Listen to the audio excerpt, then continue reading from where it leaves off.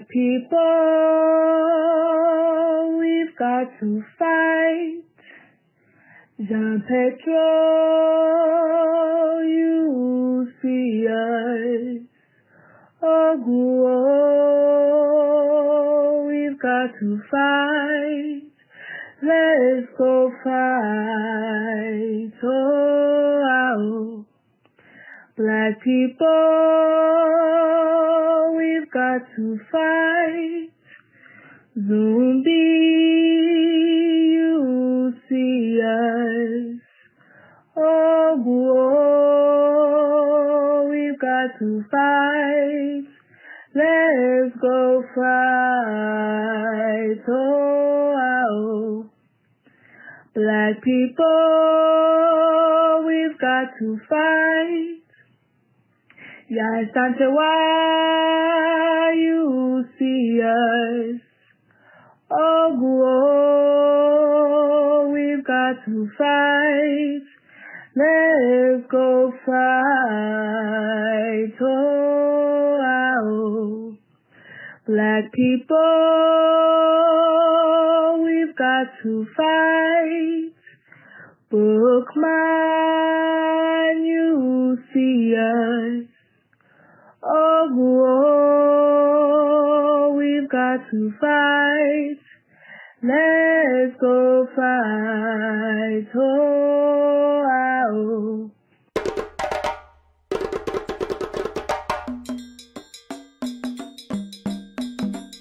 we have to have the courage to construct our own reality. And that's what Garvey was talking about.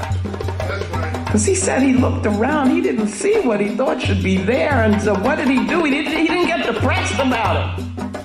He didn't get defeated about it. He said, I'm gonna build the government that we need to have. Ooh, where do you get that kind of boldness from? So we gotta go all the way back to Garvey, who said he would come again. He said he would be here with us, no matter how long it took. And I'm telling you that the way he comes back is in our work. Not honoring him in words, pomp and all of that stuff, but honoring him through doing what he did. How many of us had the courage to do that? The man took on the world for us and in our name. And then we come to Sodai. And in this presentation of the paradigm, I'm going to make this like what it is we want to reach. So Sodai is translated clear word in Dogana language. And I use it to mean that here we gain understanding. This is sight with understanding. And it is seeing beyond what just we think we see with this physical thing. It's seeing beyond that. And so we gain vision, because that's what vision is. The vision, you've got to be able to use the imagination informed by the African spirit. And Brother Amos, who I work very closely with, was a good friend of mine. He taught me, and he would talk about imagination. Image a nation. Do you see? But that's got to be part of vision. To be a visionary, you got to see beyond this box here. You got to see beyond the ma'afa. You got to see what is it that our people rightfully should have, and that's what Garvey did. Garvey had a vision.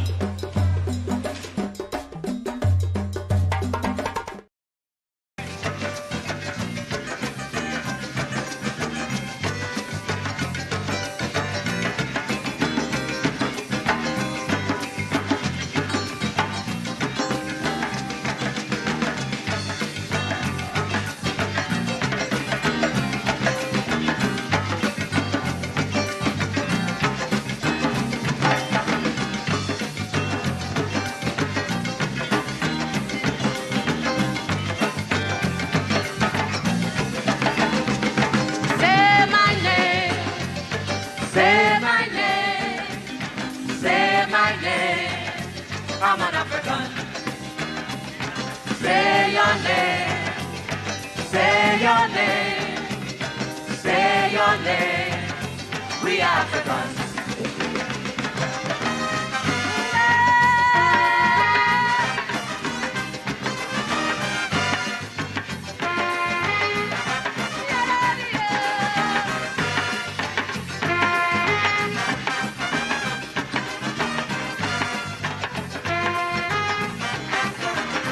Do you have the information or a simple explanation? Tell me who gave who the authority so to change my name, my identity, to replace the frame of fair queens of life to the lies of misery and strife. You with your fail mind, you with your weak heart, no respect for human blood sacrifice or ancestors fed to the plantation. Say my name, I'm an African. Say your name. We Africans for survival. We need a revival. For survival, we need a revival. Down and down.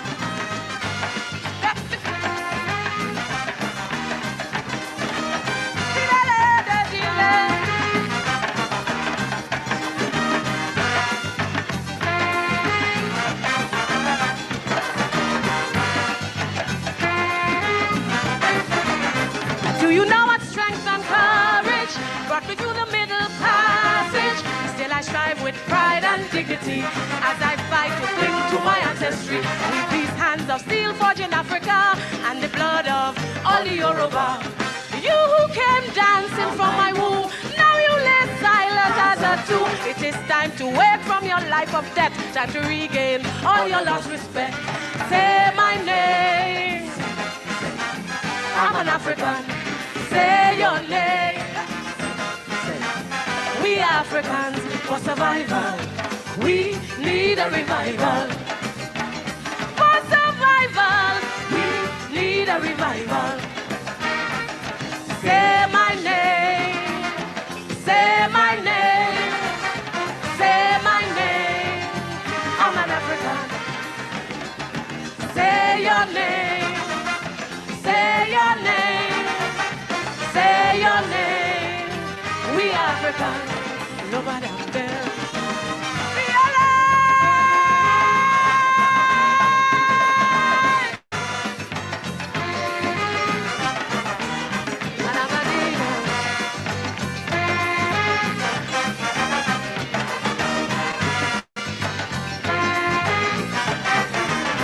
As I walk this global domain, we didn't sink our blood in my veins. I shall call the children of Makeda to protect the name of our forefathers. We must never bow our proud heads again, but must stand firm in the face of pain. I am the mother and the flame. I am the keeper of your claim to a place of greatness in history. It is I who named you after me. Say my name. I'm an African. Say your name. We Africans for survival. We need a revival. Say it like you mean it. For survival, we need a revival.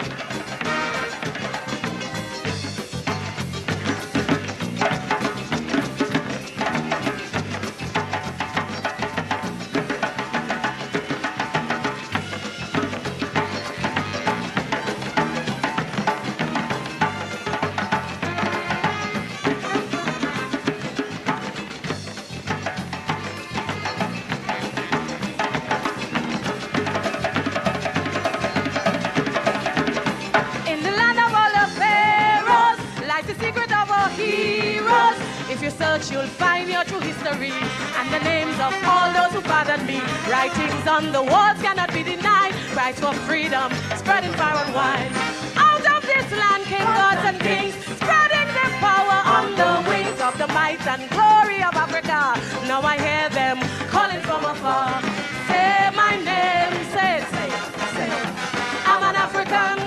Say your name, say it, say it. We Africans for survival. We need a revival. Say it, say it, say it for survival. We need a revival. We need a revival. a revival. We need a revival. We need a revival. For all the great queens of Africa.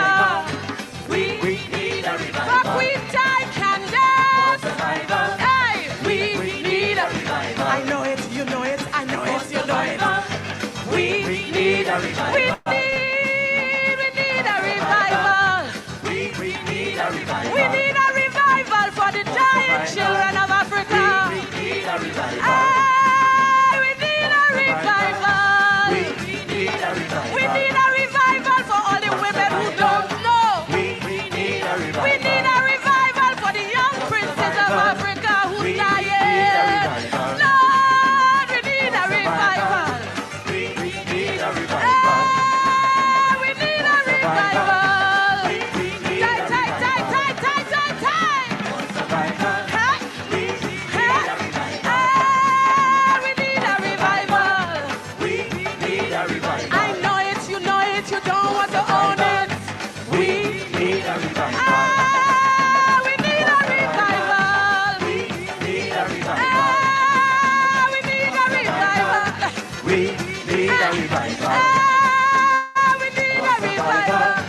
We need a revival. Ah, we need a revival. Die, die, die, die, die, die, die. Ah, we need a revival. We need a revival. Ah, we need a revival. We need a revival. Ah, revival. We need a revival. Thank you. It was 1997, you know. And Auntie Glenda had returned to London, I believe, after having been in Trinidad that February for Carnival. And she came back with a tape of the entire Calypso Monarch for that year. And she gave the tape to my second mother, Mama Kai. And when I tell you, say we did rinse that tape there. Rinse that tape there.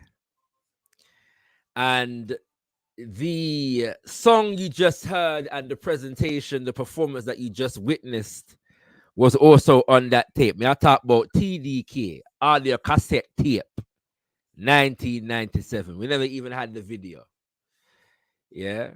And you see, that tune there became staple. That was the first I became aware of Mama Ella Andel, who you saw performing right there. So foundational in this thing what we call soca music. Foundational among those who are preserving and evolving our Ifa or Isheshe Yoruba spiritual systems in Trinidad, even though she's born in the island of Grenada, kings and queens. I remember the story said that was the people's song. The people wanted her to win that year, but she never did win. The judges had other ideas. There was that song and one other song. I can't remember what the other song was or who the other artist was. Yeah, but there were certain, songs that were speaking to the people's reality and the people's consciousness. And those were the songs that the people wanted to win. And I can't remember if the other song won or not. But I do remember the story was that song by Mama Ella Andu, Say My Name, Fumi African,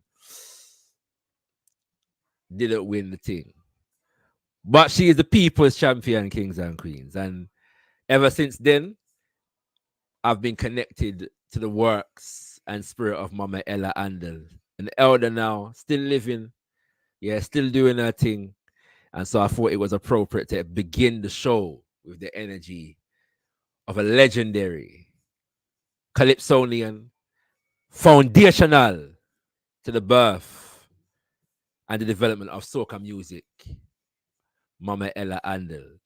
10 9 more to be thankful unto the mother, father, creative life force of the universe. Kudzai Muzimu Mukuru, we give praises unto our great ancestors. Abibi Tumi, Abibi Fahodi, African power and African liberation for all African people. This is Kimbunga Media on this, the 3rd of the month called September. And our topic today is Carnival. How do we take back the road? For those who are watching outer nationally, you would may be aware of the fact that the weekend before last, we experienced the annual event called Notting Hill Carnival. And there's always a lot of, especially nowadays, talk and conversation about Carnival prior to and following its happening, because there are a lot of socio-political and economic issues. Yeah. And so before and after we're done Revel, there's always a lot of conversation. And I thought I'd open the platform today to have some of those conversations. Always difficult. Yeah. Always difficult when you're an openly and unapologetically Pan-African platform like myself, like ourselves here at Kimbunga Media, because there's a tendency to try to put the deeper politics to one side certain times. So it's difficult for I, who openly project an openly political stance, yeah, to come into certain conversations, because people feel say you're infringed upon them fun and them full enjoyment and all of these things. Yeah. And I wish to say, brothers and sisters, that me I go a carnival from me yard there, my knee, as them say. Yes. In various different capacities. Me still go a carnival every year. And when me go a carnival, me not leave my politics at the door before me leave the house. Me carry it go with me. Yeah. Go on the road. And so I believe, yeah, that there is a space for I and ones that think like I to wade into these conversations. And I'm sure that I'm not the only one. And so hopefully brothers and sisters will feel inspired to join us. And we're going to keep these conversations going throughout the year, brothers and sisters, and every year, because we are all responsible for being custodians of our culture. And so we, as Kimbunga Media, as a platform that expressly believes and is invested in the preservation and perpetuation of African culture. And yes, we say African culture because there are some debates happening at the moment about the extent to which Carnival is in fact African culture. For some people, Carnival being Caribbean culture somehow extinguishes, diminishes, and negates its Africanness. Somehow I don't believe that right here now. Yeah, somehow no. I don't know, so somehow no I watch right here now. We affirm that Carnival is an expression of African culture. Carnival worldwide, and including in the UK, brothers and sisters, as is manifest in Notting Hill Carnival.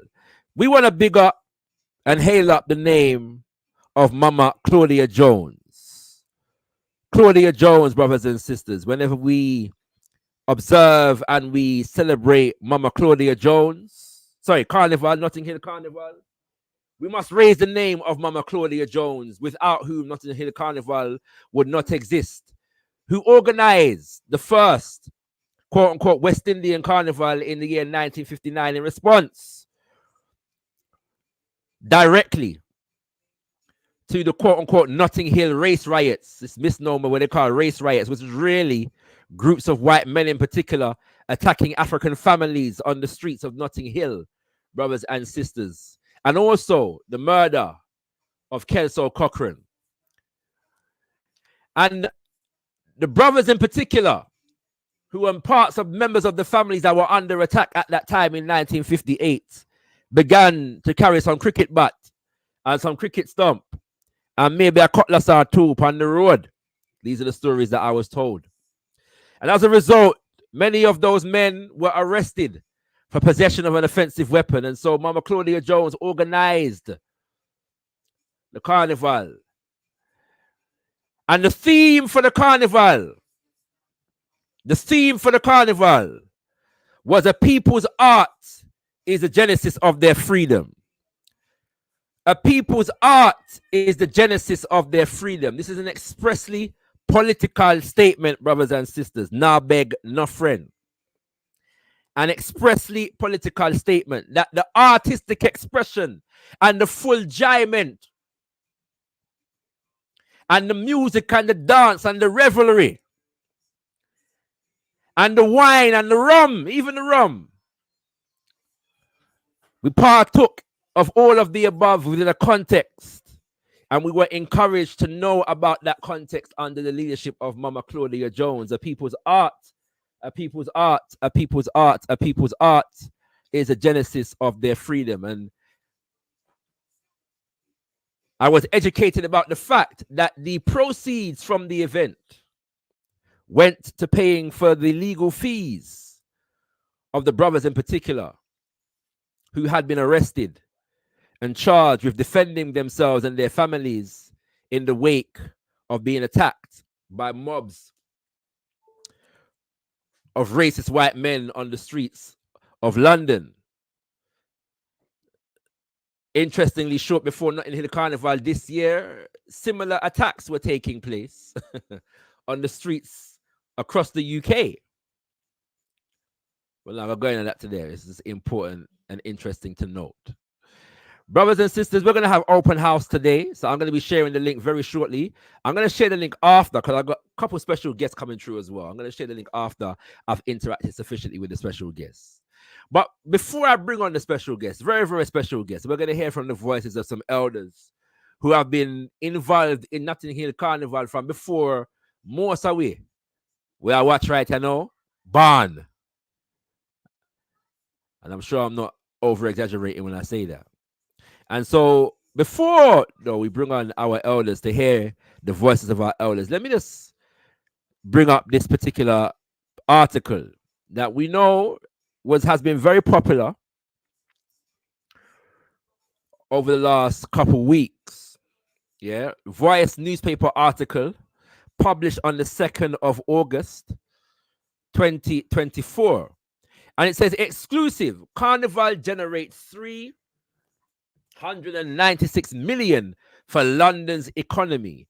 Study commissioned by The Voice reveals that despite often negative media portrayals, Notting Hill Carnival is a major economic force that provides a huge financial boost.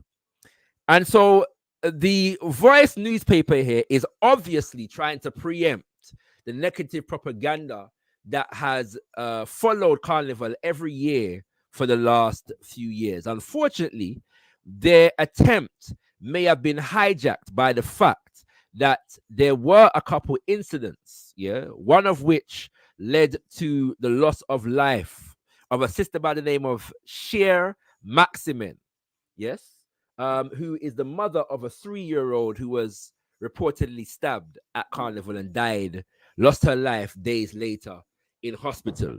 We were hearing about reports of 2 different stabbing incidents that reportedly resulted in deaths. But as our sister Nadine White, who writes for The Spectator, has revealed yesterday in her article for The Spectator, Met Police criticized for falsely suggesting man was stabbed at Notting Hill Carnival, that the death and the incident, that resulted in the death of the brother whose name is Musi Imnetu, actually took place long after Carnival had concluded at a significant distance away from Notting Hill Carnival. And so it seems that the Met put out some not quite accurate information in relation to the brother's passing. Want to send condolences to the families of both Sister Cher Maximin and brother Musi Imnetu. Condolences to your families, and may they find strength as they mourn your passing. May they all pull together and find strength in each other. But this was raised to highlight the fact that the Voice newspaper, in printing and publishing this piece, was preempting the avalanche of negative propaganda that often follows Notting Hill Carnival. And those who engage in the propaganda are not really concerned with the safety of those who are at Notting Hill Carnival or the lives of these two brothers and sisters who have been lost at this moment in time, but really taking an opportunity to take a shot at the African community in general within the context of the current political climate. And if we have more time later on in the show, we'll give some examples of that. But once again, to read this subheading, study commissioned by The Voice reveals that despite often negative media portrayals, Notting Hill Carnival is a major economic force that provides a huge financial boost. And so now, as a Garveyite, I'm predisposed to be skeptical of our attempts to prove ourselves to the British establishment. I must accept that, yeah, and declare my skepticism early in the conversation, yeah. But I understand the sensibility, yes. One might call it an act of diplomacy in this regard. So we're not going to be overcritical, yeah. My Garveyite sensibilities will not allow me, yeah, to be overly critical of that sensibility as it stands at this moment in time. Okay, but let's highlight a few sections of this piece before we bring on our guest, because this is dominating the conversation at the moment. And it says Notting Hill Carnival is more than just a celebration of Caribbean culture. It's an economic powerhouse. Yeah. William, and this analysis was led by this brother called James William, who's an economist and a banker. Yes. And James Williams' analysis, the first study to examine the economic impact of Carnival since 2003, found that Europe's largest street festival, I hate that moniker, supports the equivalent of 3,000 full-time jobs and attracts approximately 160,000 international tourists. Now, I would love to see this particular study that was done in 2003. Yeah, I'm going to look for that and see if we can find it and, provide some comparative analysis at some point. Yeah. All right. The fact that, again, that Notting Hill Carnival attracts tourists, for me, again, Garveyite sensibilities, yeah, fundamentally skeptical about those kinds of markers as a marker for the value of our cultural festivals. But again, we understand Wagwan. It is really important, Williams says, that the government promotes the economic benefits of this annual event and use it as a benchmark to recognize the economic impact of diverse communities bring to wider society, but also the soft global power it gives to London and the UK by extension. Now, again, yeah, my Garveyite sensibilities have some issues with this statement. I understand where the brother is going, yeah, but in the context of this conversation, we have to look at the extent to which Carnival, as a festival, a celebration born out of our culture, needs to be considered as a benchmark for British marketing itself, the British marketing of itself to the world, in order to validate its legitimacy. Yeah, I think we should question that, brothers and sisters. Yeah, I think we should question that. I'm just putting this out there. You know what I mean? Like, I don't know if I want Britain to get credit for our carnival. You know what I'm saying? I don't know if that should be the aim. Even if that dynamic does take place. Yeah? Because we live in the UK, that I got go on. I'm skeptical of the extent to which, brothers and sisters, we should be invested in that outcome. You know what I mean? So forgive me. I'm a Garveyite. I'm a Pan-Africanist. I have to analyze these things. All right. However, yeah, just to highlight some of the breakdown of the monetary values of all of these things. Yeah. The accommodation sector, domestic visitors using hotels spend approximately 77.99 million, whilst those opting for Airbnbs and other rentals contribute 31.19 million. That's a whole heap of money they spent on accommodation alone. International visitors using hotels, and I'm not even sure how they would break down the difference between international visitors versus people that are residents of the UK, but that's another subject for another time. It's interesting. And another 50.818 million, to the economy. Food and beverages, domestic visitors spending at an estimate. Again, I don't know how they would break down whether somebody based in the UK is buying food from somebody from foreign or buy food, but it says domestic visitors spending an estimated 58.49 million. And international visitors adding 20.34 million. And so the total amount is over 78 million, brothers and sisters, in that regard. And there are more figures as regards to foods right there. So the figure for shopping, which includes spending on costumes and merchandise, is an estimated 34.44 million, brothers and sisters. All right. And in entertainment, including spending on artists, performances, sound systems, and floats, is worth 1.16 million.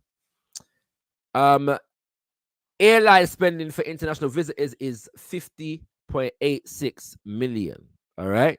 Now, all of these figures, culminate. I'm not going to go through all of them. All these figures culminate in the total figure of 396 million in total. And they even in this article do a prospective figure. Yes, a prospective figure. I'm going to try and find a prospective figure. Based upon the current growth rate, they're estimating that Notting Hill Carnival will continue to grow to the point whereby it welcomes in excess of 2 million people annually. And the figure for that prospective growth over the next few years is in excess of 492 million, brothers and sisters. And the question that people have been asking is, where does this money go? Where does this money go? And does it go to the mass bands who are the central point of Carnival? To what extent does the infrastructure of Carnival itself, those who are engaged in the organization of Notting Hill Carnival itself, receive this financial boost? That's a significant question that needs to be answered, and I'll be interested to know the extent to which the brother Williams may be able to provide answers for those questions, and we'll probably try to investigate and see what the brother is saying at a future date. But this was released, brothers and sisters, and it's interesting to me that a significant amount of conversation, however, has not actually focused on this subject. There's all kinds of conversations about Carnival over the last few years, and many of them, unfortunately, as I have been licking out against on my own social media recently, have focused on the playing of Afrobeats at Carnival. And in January this year, the Notting Hill Carnival Committee put out a notice saying that certain bands had been removed from the road and that all bands had a responsibility to play a certain amount of soca music. And I make it clear, and I've said many, many times, I am one who believes and advocates the idea that it is soca music that is supposed to dominate the road as far as the mass bands are concerned at Carnival. I think that is a justifiable and legitimate demand. That makes sense. But I am saying unapologetically that the complaint about Afrobeats being played on the road at Carnival was an overblown and a fabricated one. That there was no significant abundance of Afrobeats ever being played on the road that should have been a cause for alarm for anybody. I am saying that. And I'm saying that as somebody who goes to Carnival every year and sees many, many bands and discusses this with other people who have been on other bands. it doesn't appear to me to have been a legitimate issue. Yes? But the issue that I was raising, that now, brothers and sisters, that the people them who thought that the playing of Afrobeats was an issue, yeah, Uno, who felt that the Afrobeats playing 1-1 and 2-2 Afrobeats tune playing by certain and certain band, mass band, was the preeminent number one issue that had to be addressed when it came to Notting Hill Carnival. Now that the authorities at Notting Hill Carnival have addressed your particular concern, can we now turn our attention to some of the more pressing issues, yes, related to Notting Hill Carnival? And I said among a few of them that I have come across and witnessed and highlighted over the years is the profile and prominence of traditional mass on the road at Carnival. When last you see a Moko Jumbi on the road at Carnival, no one to know when last year we didn't see a Moko Jumbi, and I was so glad I saw Moko Jumbi because we were teaching my son about Moko Jumbi, yeah, the whole of last year. And him go a Carnival and him see 2 Moko Jumbi. So look at small Moko Jumbi still, yeah? No, big Moko Jumbi. Well, look at small Moko Jumbi, but Moko Jumbi nonetheless. All right? But it's the first me see a Moko Jumbi at Carnival for years. Yeah? All right? There are many other traditional quote-unquote characters that we really see nowadays. And forget, like, not just the traditional characters, but even just the art form, the creative art form called traditional mass. A lot of conversations take place, not even just in relation to Notting Hill, but around the world generally, about the extent to which pretty mass is taking over traditional mass. Pretty mass being the feather mass, yeah, dominated by feathers and sequin and gems and all these things. Love pretty mass. Love pretty mass. Yeah, love pretty mass. You know, the woman them look good. And I've played in pretty mass, you know, costume before, many times. Not this year, but many times. And my son, yeah, was in his Shaka Zulu themed costume this year, brothers and sisters. Yeah. So nothing wrong with that. But to the extent that we're trying to preserve our culture, and the argument that people were bringing in relation to this idea of Afrobeats is that Afrobeats is not a part of the culture. We want to preserve the culture, the culture, the culture. So if we're concerned about preserving and perpetuating the culture, when last you see a Moko Jumbi on the road, that me want to know. Can we address that, brothers and sisters? Can we generate the same amount of energy that I've been seeing in 2023 and 2022 and 2021 and 2020 about Afrobeats, about traditional mass? Can we do that, brothers and sisters? There's also some conversation about the extent to which costume design and production is communal, as it should be, and whether capitalist structures are beginning to dominate the production and acquisition of costumes for Notting Hill Carnival. Whether mass bands are becoming more commercial institutions rather than communal institutions. There's a lot of conversation around those elements. Plenty of conversation about sponsorship, yeah, and who are sponsor and where the sponsorship money are going, all them things there. There's all kinds of conversations around that, and the extent to which corporate sponsorship is becoming a significant force within Notting Hill Carnival that is again having a detrimental impact upon its cultural preservation and transmission. All kind of conversation about the hypersexualization of Notting Hill Carnival and carnival culture in general. Then there are conversations, and those are the ones that I'm talking about in terms of issues that we need to be addressing. Yeah? Issues to do with Children's Day, which is supposed to be Sunday, and the extent to which Children's Day is in fact Children's Day, or whether on the big people come and take over the pit them there at Carnival regular. Then we have the issue of the size of Carnival and the amount of people that are attending the event and the amount of space that is allocated for the Carnival itself, and this whole conversation around moving it to possibly Hyde Park and all of these things, which people have been resistant to.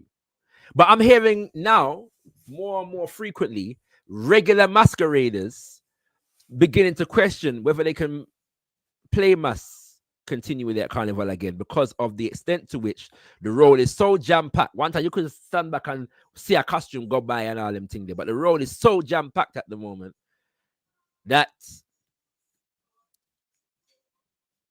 it's becoming difficult for the masqueraders to properly masquerade. And then the question then becomes, well, is it the case that it's just more people on the road, or is it the case that the police are lock off too many roads and there's less space in the Carnival for people to maneuver around? These are the diverging issues that we need to address. Because me remember what one time I used to follow mass bands at the end of Carnival. Yeah, at the, you know, like the last stretch, Ladbroke Grove, and them time there, the music used to play for a little later, so it was dark. Yeah, and so after circulating sound system for most of the day, then you go on the Ladbroke Grove and catch a little sweet wine or go up the road. Yeah, some of the sweetest wine me ever catch on Notting Hill Carnival, you know, on Ladbroke Grove at the end of Carnival in the night time. Sweet wine, yeah, man, the sweet wine, them serious thing. You know what I mean? So we give thanks for the sweet wine then we catch over the years, you know. Sweet wine is important, kings and queens, very important, you know what I mean, to society and life and all these things. Yeah, but them, like I said, them time there, the bands used to play a little bit later. Yeah, so you could save your band energy for 6 o'clock, you know what I'm saying, and spend the rest of the day following a band. Yeah. But then when you're walking through, there was space, right? You could walk through and find a band, yeah, so walk and find the next band, sorry, not band, sorry, sound system, deso, and all of these things. But it seems like they've congested the space nowadays. Yeah. And so that is now having an impact upon the road march, the procession of Carnival. This is what it seems like. So we need to know whether it's a thing with, but now it's legitimate though to say that when a festival is attracting over 1 million, nearly 2 million, over 2 million annually, that if it was not attracting that a decade ago, 2 decades ago, that might create significant logistical issues for stewards and Babylon. Yeah? Dirty Babylon. And even though, the Babylon is policing Carnival, they're still dirty. Well, I'll make that very clear. All right? Okay.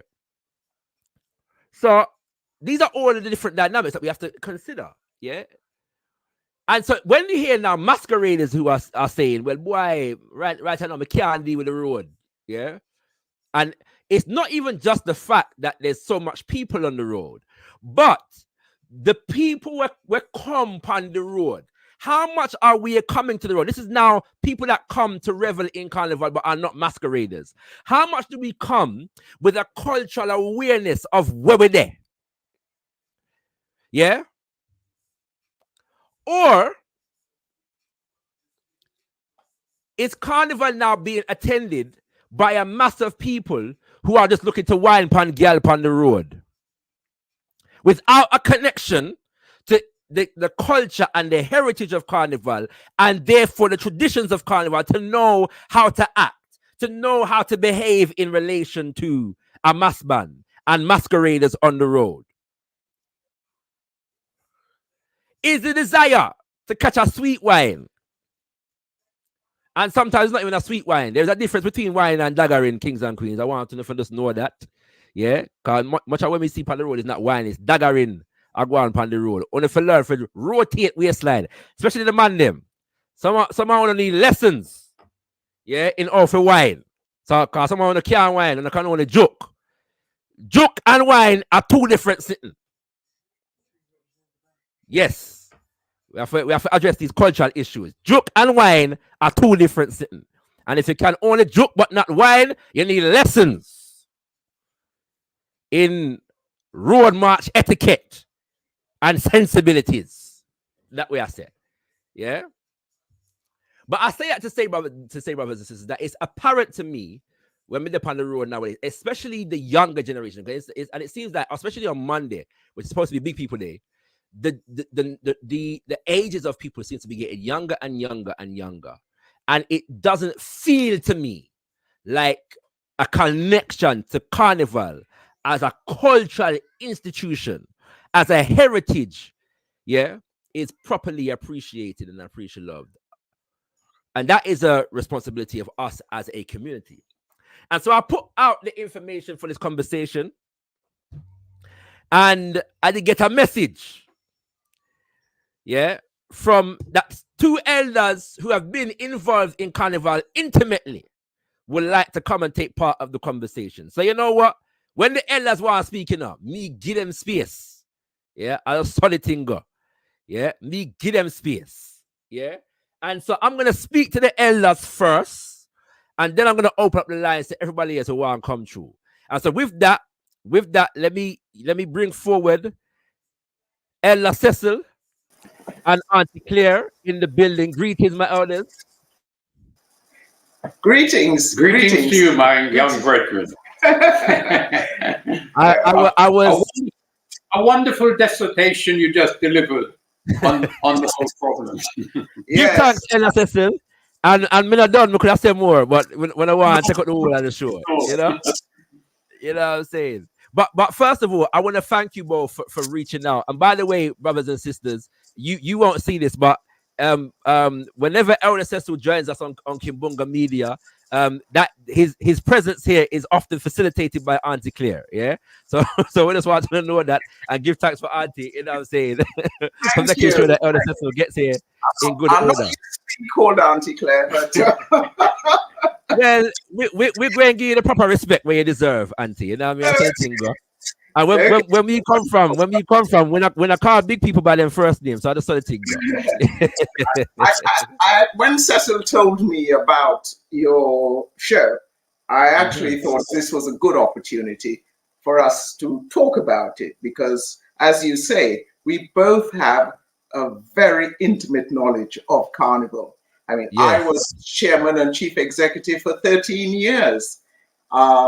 Through a very difficult period in Carnival. So a lot of the issues you have raised, I can actually give you some authentic background policy building in relation to how these things manifest themselves, and in fact, which the public are not made aware of, because there is no current engagement between those who manage Carnival and the Carnival community, who seem to be completely alienated from the process. So a lot of the issues raised stem from that alienation, and I'm happy to discuss it and share my views, certainly. Well, my brother, Auntie, is a DJ on a mass band. He DJs for Heritage Mass Band. Oh yes, his name is Natural Mystic, and he has spoken about this for years in terms of trying to interact and engage with the infrastructure of Carnival. It's very, very difficult. So I have at least some knowledge of what you're referring to. But I want people to understand, what Auntie just said a minute ago. Because we're not this is not any PR guest, you know. I want you to know that Auntie, what did you say a minute ago? That you were the director or the chairperson of the Carnival committee? The chairperson and the chief executive. That was between 1989 and 2002. So under sort of my leadership, we made a lot of progress in Carnival. Because as far as we were concerned, as you started off by saying, our goal and our aim was to grow our culture, recognizing that we are the custodians of our culture. We are responsible for putting into action our ancestors' aspirations, which they could not fulfill because of that evil thing called slavery. And they died so that we could develop, and we must honor and respect that in everything we do. So we must take everything a step further, take it a step further, and show the world how excellent we are as a people. Well, Auntie, I have to thank you because as a chairperson between that period, you would have been responsible for at least a few of the sweet wine when we did catch a Ladbroke Grove, you know what I'm saying, at the end of Carnival. So we give thanks. Well, yes, it was very different then. You raised a very important point about the congested space that Carnival is. So there's a history to that as well. So I'm glad I'm gonna come back to that with you, Auntie. Before I get into that though, because Smaddy are watching this now, and I wonder where you come from, which island you come from. You have to deal with the island politics. Which island you come from? You don't pick up the accent. I'm a Trinidadian. Yeah, Trinidad. All right. So right now, we are taught to our authentic Trini now, yeah. So nobody can tell me nothing, yeah, because authentic Trini we are taught to right now, yeah. And now even better, I am the niece of the great Boots Davidson, the man who they say was the pioneer of steel music. All right. Steel pan from the beaches. So Carnival was always my heritage. Your heritage. That is that's important, Auntie, you know, because you know me and my heritage is Jamaica and Antigua, but then the elder sister come from Jamaica, and then I say, well, what Jamaica know about Carnival? Let me say Jamaica don't know about Carnival. And they have said it to me. Somebody that he could bend wire. So has been said to me. Yes, but it's maybe important that the space is made for Claire to speak. Don't worry. I want to say that so far not mentioned, and it seems to me to be the issue of the moment. Who is currently running Carnival? And that is the question. What does it mean that the local authority now claims to own Carnival, and that some entities that once called themselves the strategic partners, i.e. the police, a series of local authorities, the Arts Council, and so on, now effectively control what is ours, and by a series of mechanisms are excluding Black and Caribbean and continental African entities and forces, and reshaping the Carnival to suit themselves. Right. All right, so we're gonna do it. See, now this is why it's important to speak to elders, brothers and sisters, because we're gonna get the purview of history, and these are the issues that we should be dealing with. While I run up and down the place all over social media, I complain about Afrobeats, 1 and 2 Afrobeats tune. So, Auntie, let me come back to you, Auntie. Yeah. And just looking at, I think a good space to begin, might be, and this is going to be a broad question, but answer it as best you see fit. 1989 to 2003, you were the chief executive, and so 2002, 1989 to 2002, So, what were some of the things that you did and or achieved, and or some of the challenges that you faced during that period of time? Just give our viewers an understanding of the context of that period of time. I came into Carnival at management level quite by chance, and only because I was the, so to speak, last man standing. In 1988, the police, the local authority, and the Arts Council got together and said absolutely no more money was to go to Carnival, because they didn't like the way it was being managed. The actual people on the board of directors of Carnival, some of them were arrested. Some of them were actually interviewed under caution by the police, because everybody kept screaming that all this money is coming into Carnival, and yet Carnival is poor, so people must be stealing it. Yes. So they refused to fund the Carnival. But at the same time, though, Carnival was being run on a voluntary basis. And those involved in Carnival, and I am one for being self-critical. If you want to develop, learn how to criticize yourself and do better. And that is what they were refusing to do, because you cannot say exclusively that what was wrong with Carnival was part of the oppression by the authorities. We were also, as a community, responsible for what went wrong in Carnival at the same time. Now, I was a lawyer then and a local community worker. I was very well known in Notting Hill at the Black People's Information Center, where I gave voluntary legal advice, and I was involved in so many different committees around here. The local authority commissioned a report from none other than the best accounting firm in the country and indeed internationally, Coopers and Lybrand, now PricewaterhouseCoopers. That report said that basically Carnival needed a new system and a new structure. And those on the Carnival committee resented a lot of what was in that report and entrusted me to help them do a response to that report. There wasn't much I could say or do other than address the Carnival community about the truth. No. Address the Carnival community. Sorry, I seem to be having a sort of movement. Anyway, address the Carnival community about the truth.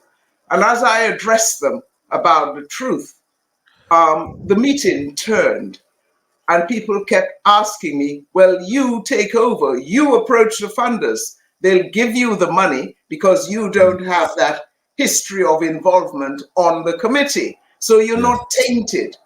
And straight away, I came into Carnival because the funders would not speak to anyone else. And I met a Carnival where there was no office because the police had raided everything, and a Carnival without a reputation, a Carnival without a lot of know-how about what it would take to restructure and make sure that the rest of the world out there respected us as Black people and our skills, our ability to build and look after our community. So I luckily was able to attract, we had a very, very sound Ghanaian finance director in Carnival who was not only a former, Christopher Norte, he was not only a former chief executive of the Ghana Gold Mining Corporation, but he was also a very senior lecturer at the School of Accountancy in the university, which is now the University of West London, former Henley Business School lecturer. So we're talking about somebody with a strong strategic management background who understood the needs of Carnival and who encouraged me to just look at Carnival, break it down into units, try and identify your stakeholders in Carnival, and try and manage their various interests and input to make sure that Carnival remains and retains that hallowed space that our ancestors laid down for us. We respected Carnival as such because we saw Carnival as a hallowed space in which fostered our unity as Black people.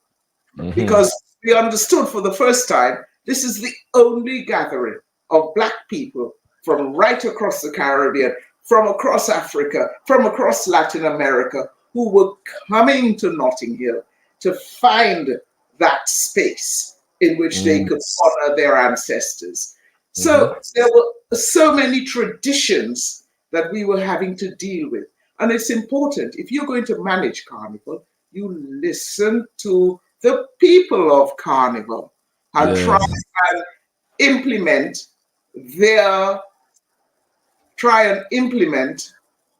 sorry. No, I'm getting. I do apologize. Sorry, Claire, take some of your medicine. Sometimes I get these giddy spins, and let me speak for a moment. I will hand you over. Okay. Yes, no problem. Take Take some time. Take some time. Rejoin us in a while. Take some of your thing. Yeah. So I wasn't there during that achievement, but importantly, they put Carnival on an extraordinary foundation.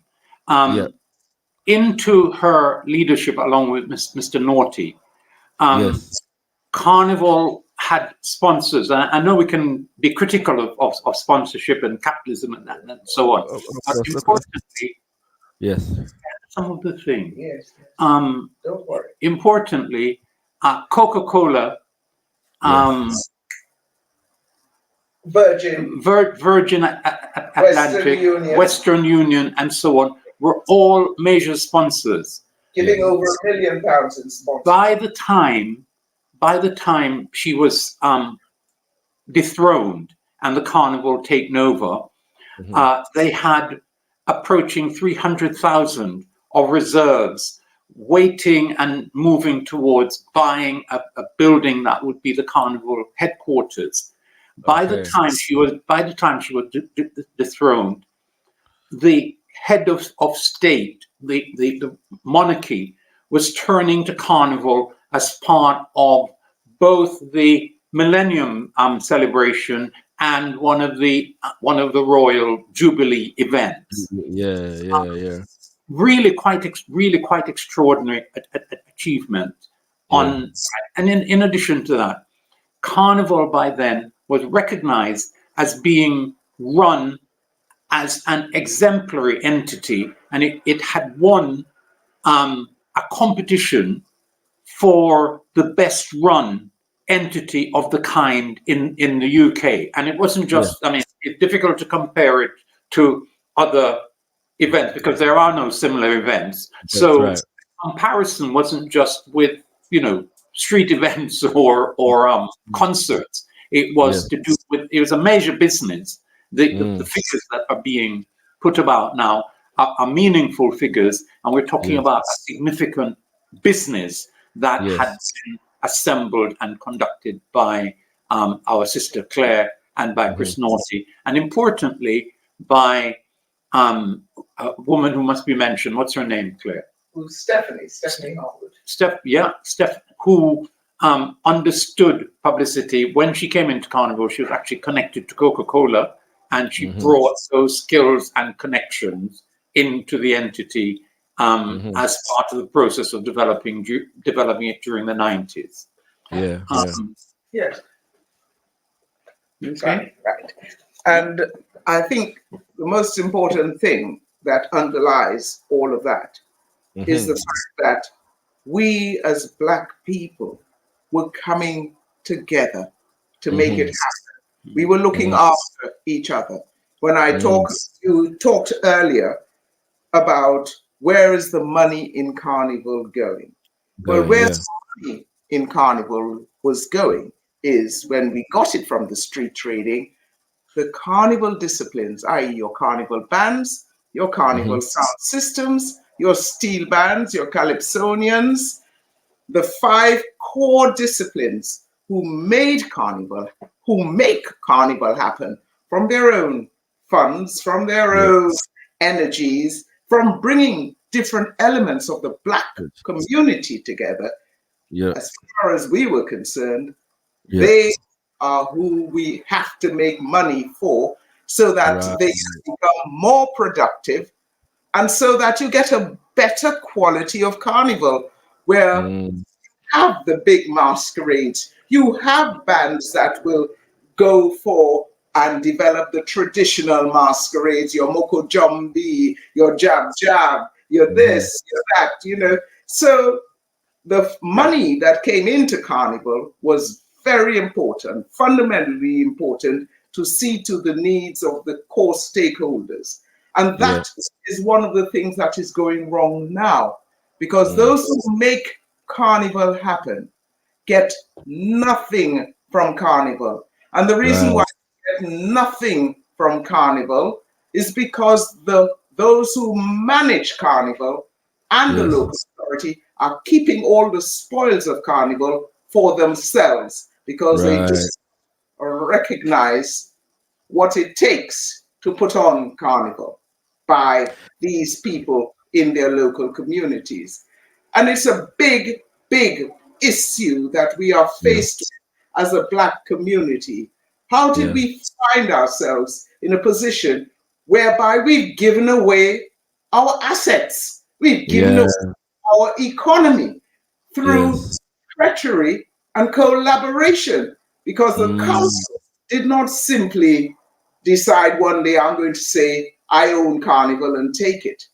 They were given that right by certain people in Carnival who thought that by collaborating with the authorities to undermine the economic potential of Carnival, they would be given some sort of reward. Now, Auntie, by the way, brothers and sisters, if you're just joining us, we're speaking to Elder Cecil Gutsmore and Auntie Claire, more properly known as Dr. Claire Holder. So it's important for you to know that as well.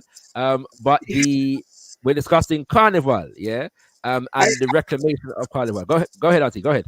I say this, I'm very proud of my doctorate in relation to Carnival, because it is the only one of the type in the world.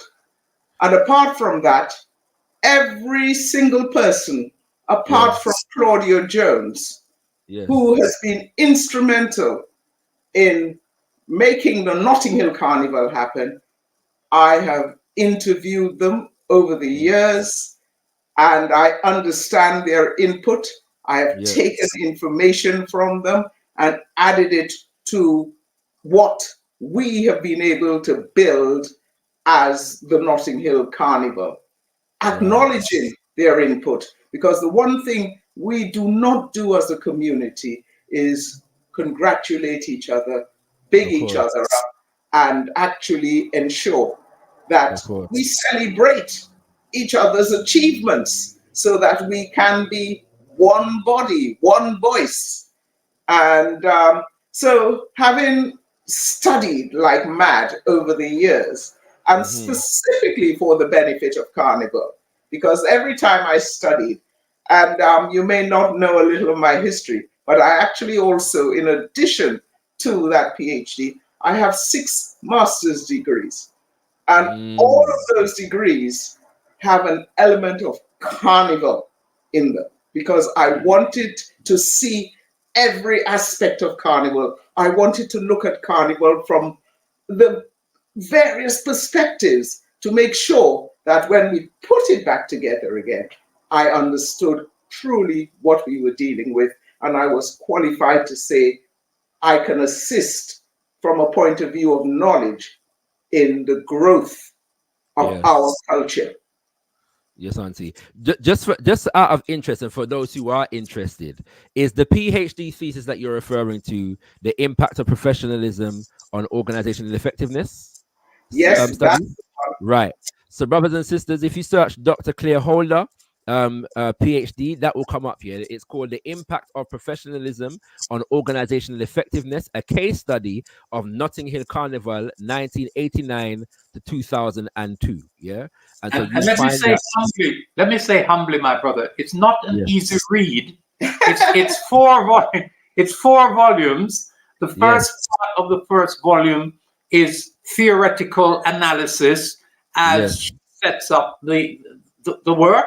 So some of that stuff at the front is difficult to get through, but it's an extremely important document contained in those 4 volumes of that thesis. An extraordinary work. But and why I say the thesis is so unique, one of the things about the thesis is a short chapter on the history of the Notting Hill Carnival. Because that seems to plague us all the time. Some say it's Claudia Jones, some say it's Ronnie Laslett, some say it's this body, that body. As far as I'm concerned, and which is borne out by the history and the literature from the day and up until now, none of these people started Carnival, but they were all influential in the emergence of Carnival in Notting Hill. Carnival, this Notting Hill Carnival, was designed to be an exact replica of the Trinidad Carnival. So when we are talking about the roots of Notting Hill, we have to also remember how the Trinidad Carnival started. And the whole template of how we celebrate it was laid down. Because when freedom came, the slaves took to the streets in song and dance, in celebration of their freedom. The streets were the most desirable place to be for the enslaved because they were not allowed to go on the streets. And the one way in which they could express their freedom was to go on the streets and dance and celebrate, break bread. And they laid down in 1838 that their descendants must celebrate this way on this day in perpetuity, i.e., forever and forever. And that tells you two things. The carnival is not a carnival unless there is a street procession to commemorate that act of freedom. Taking over the streets, yes. Sorry? No, go ahead, Mama. Go ahead.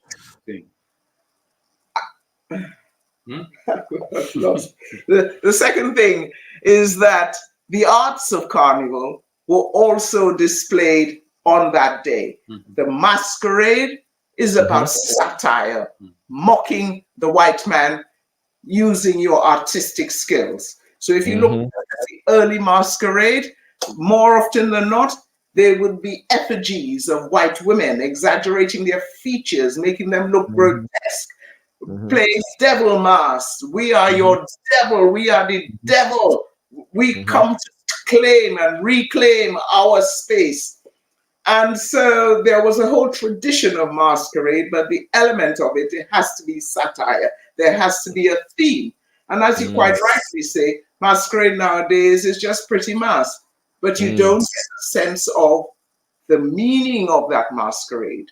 And so the traditional values are gone. And then, of course, most especially, we have the calypso, that music, that putting the news to song. And I'm sorry, but I don't agree with you. I'm absolutely appalled by the banning of Afrobeat music from the road on Carnival Day. That's not a point of disagreement. I am appalled by it. Yeah, he says he is too. Oh, you are? Because what we fail to realize, while we want soca played on the route, soca comes from your Afrobeat. And if you can't have the roots of the music that you want so much on the road, then that shows me how ignorant you are about your whole history. I remember about 20 or perhaps even 30 years ago, there was a calypso called Dollar Wine. And it was the road march. And in order to perform this calypso, you had to be static and do your wine. Now, the excuse that they are giving for banning Afrobeat is that they are saying it's encouraging people to be static. Right. Yet they were prepared to tolerate the dollar wine because it gave them an opportunity to joke and wine in the street. So I don't see it. But in any case, then Carnival was actually brought to England by Trinidadian immigrants. And a lot of the men who came up first in the early 50s gathered in a pub in Earl's Court every Sunday, a gay pub it was, where they played steel pan and they had their Sunday school, as they called it, and they drank and whatnot. And then the race riots came. Claudia Jones, as you quite rightly said, and who I've since, and Edric Connor, Pearl Connor, Corinne Skinner Carter, Trevor Carter, all of these people together with Claudia. No one person makes a carnival. True. Of a collective. But Claudia had the highest profile amongst them because she had just come from having been thrown out of the USA for being a communist. Yes. So it appeared as though she was the originator of the idea of having a carnival in order to raise funds and pay the legal fees of those poor young men who were unfairly being prosecuted at a time when there was no legal aid. So if we get that bit of history right, Claudia was instrumental. She was part of a committee made up of all these people. And in actual fact, just last year, I was at a gathering where one of the committee members, a fellow called Winston Pinder, an elder, Winston Pinder, is still alive and has his memory is fully intact. He's in his 90s. And he suddenly came out with the statement, but it wasn't Claudia. It was Eileen whose idea it was. That tells you, nobody can be absolutely sure. It was about a collective of people coming together. And then subsequent to that, of course, Claudia died in 1964. There was a woman in Notting Hill called Ronnie Laslett, which is a white woman, social worker, who was trying to revive an event called the Notting Hill Festival, or Notting Hill Fair, which was a local white festival in Notting Hill, which had gone out of fashion because of World War II. And she wanted to revive it. But because she saw so many West Indians in the area, she decided to invite a steel band to do a gig at her fair. And the steel band actually came to the fair to do the gig. And when the black people of Notting Hill saw the steel band, they came onto the road. For me, it is wrong to say Claudia Ronnie Laslett started the Notting Hill Carnival. I even brought my text to tonight where she actually says, I do not want a West Indian carnival. I want a carnival based on, or rather a festival based on English values. And in actual fact, some of those men from the steel band actually excluded her from the planning for what they wanted, which was a carnival.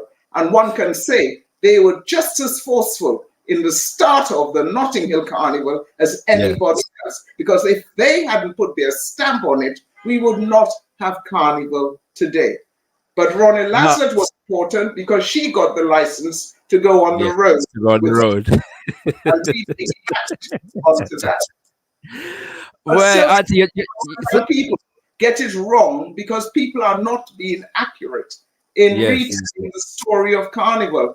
And people don't link the Carnival back to slavery in which so many millions of our ancestors died. And Carnival has to be the hallowed space in which we commemorate their sacrifices and celebrate their freedom. And if I strongly believe that if our youngsters were to appreciate that and treat it with seriousness, a lot of them would not come to Carnival to defile it, to bear grudges, to fight each other, because it is our hallowed space. And that history needs to be inculcated in them. That Carnival is something you honor. Do not bring the evils of you being brought up in this society where crime seems to be the norm. Do not visit that on your hallowed event. Absolutely, Mama.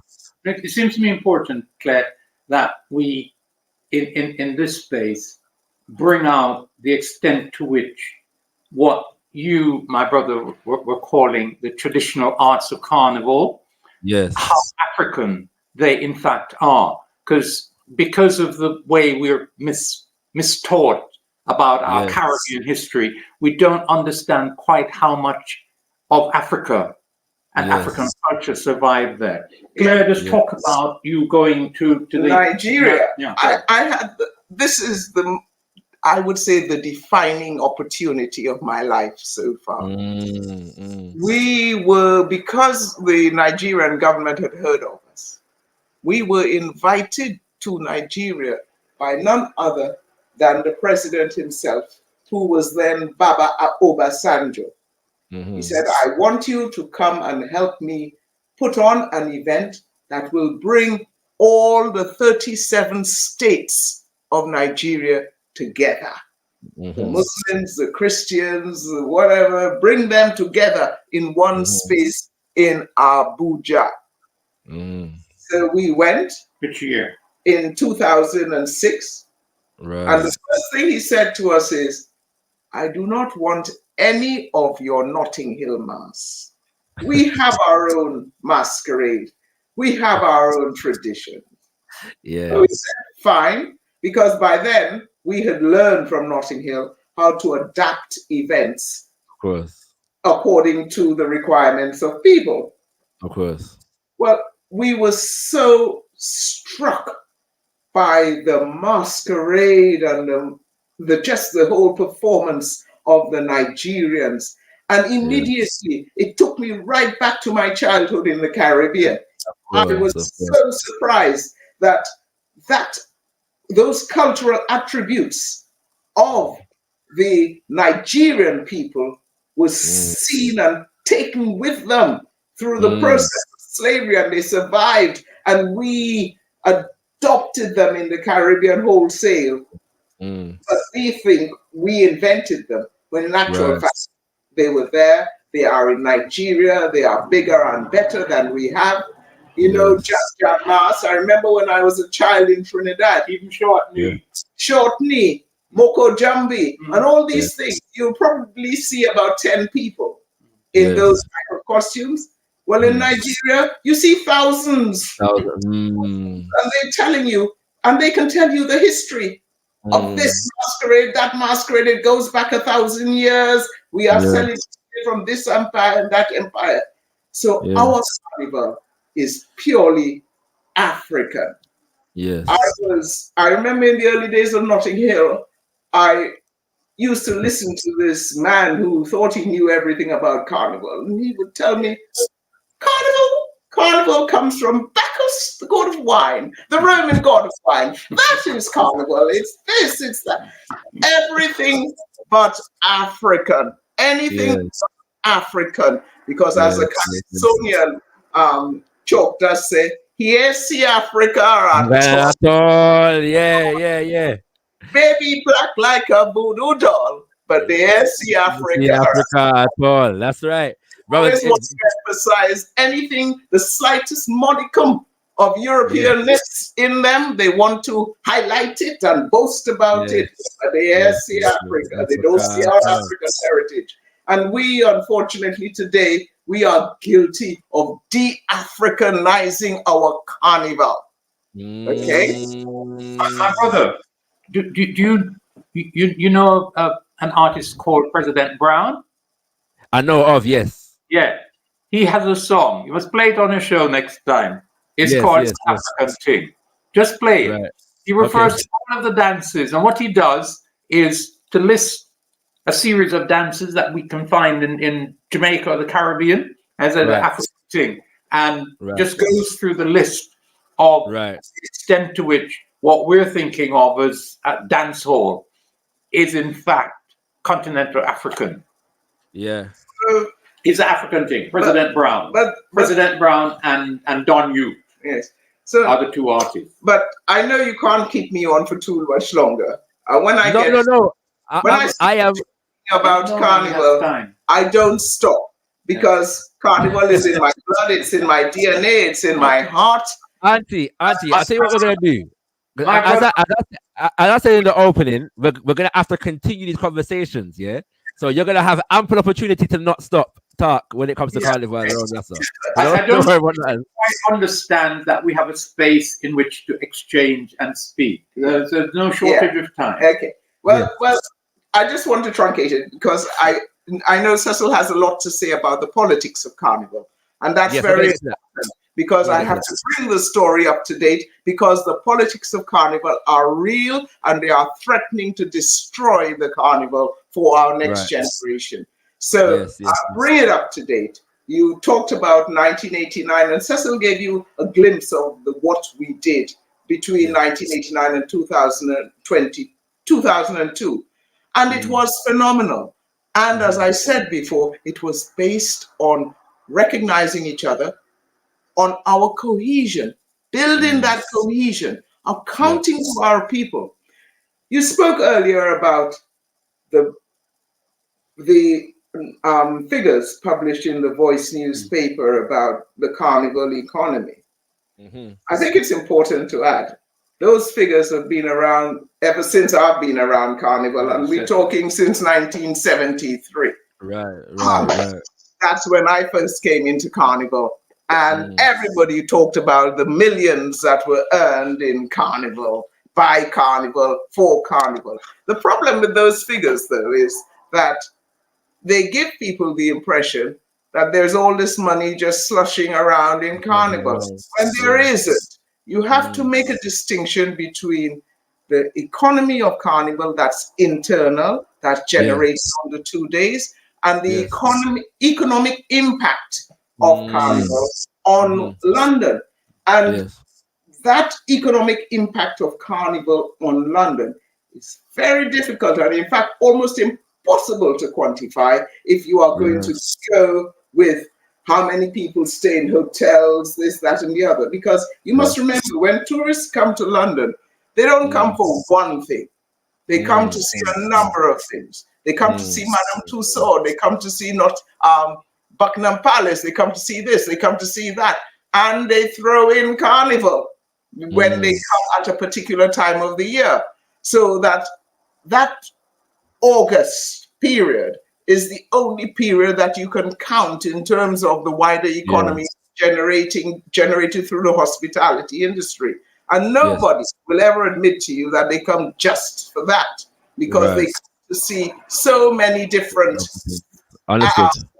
things in London that, they spend money at.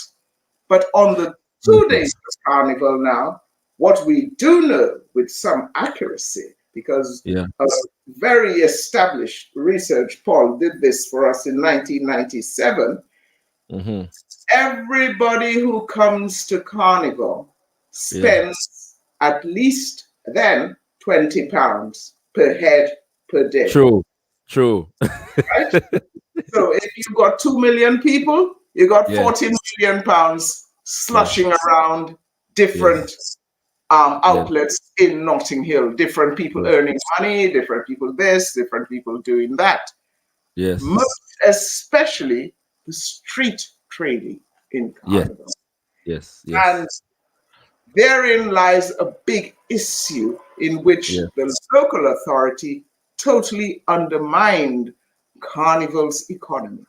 Because it is the law that the local authority has to license anything that is street trading on the streets. Right? And that license currently only costs £49. They are not allowed to make a profit from that license. So when we were in Carnival, the local authority adhered to that. And it allowed us to charge for the street trading stalls £250, £350 for the 2 days. And they said that if you have £250, we have to pay them, then it was £46 per license for every stall. And we kept the balance. And that balance went towards supporting the Carnival artists. And so the artists were given appearance fees and prize monies just to help them produce their art. For instance, for one steel band to appear on Carnival Day, it probably costs them, I would say nowadays, well near £100,000. Simply because they are having to gather these youths all year round. Find a space, do this, do that, do the other, and keep the band going just to perform at Carnival. Yeah. And it's that much money, but they get nothing from the Carnival committee. What the local authority has done, the moment they got rid of me, they took over the street trading completely. They increased the number of stalls. They increased the prices of stalls. You hear about people nowadays paying all £3,000 for a street trading stall. Yeah, the cheapest stall is 1,500, and the most expensive is 3,000. Now, where is that surplus going? If the license fee that they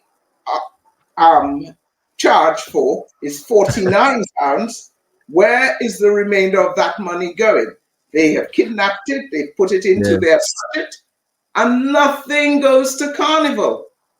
Auntie, may I interrupt you slightly here? Because I remember at some point in the early 2000s, because we used to go and sell flag and whistle, and horn, with our parents, right?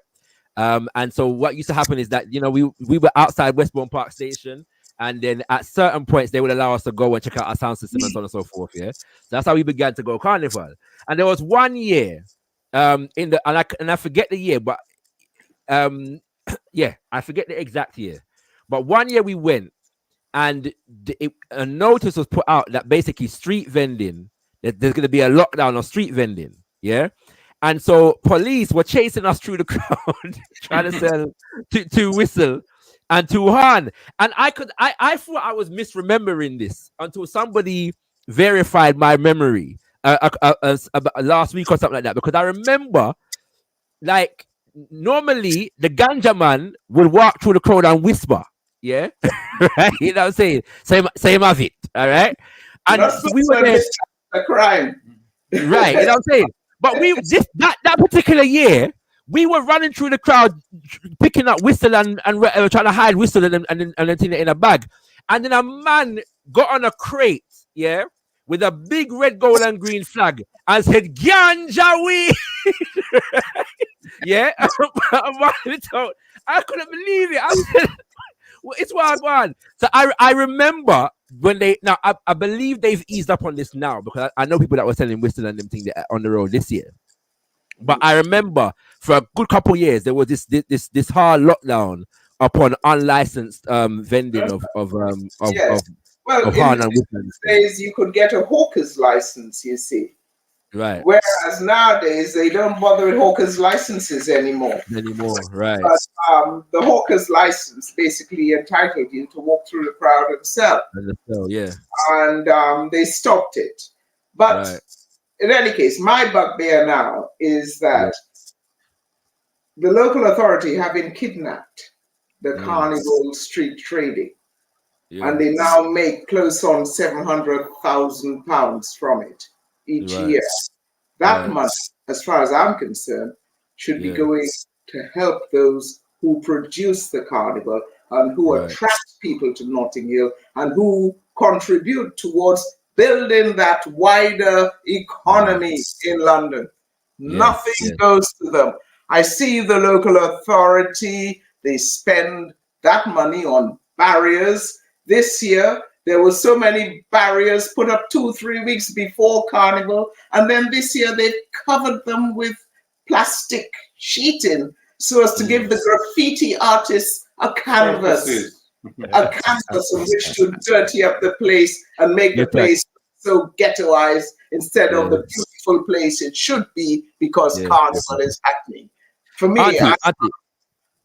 let me ask you this, because I want to get to, I'm going to get to other session in a second, but before I do so, I want to deal with this issue of the overcrowding, and the extent to which that is a manifestation of more people coming, or the police barricades. Now, brothers and sisters, for those who are just locked on, we're speaking to Elder Cecil Gutsmore and Dr. Claire Holder, who I'm referring to as Auntie Claire because we have manners and respect.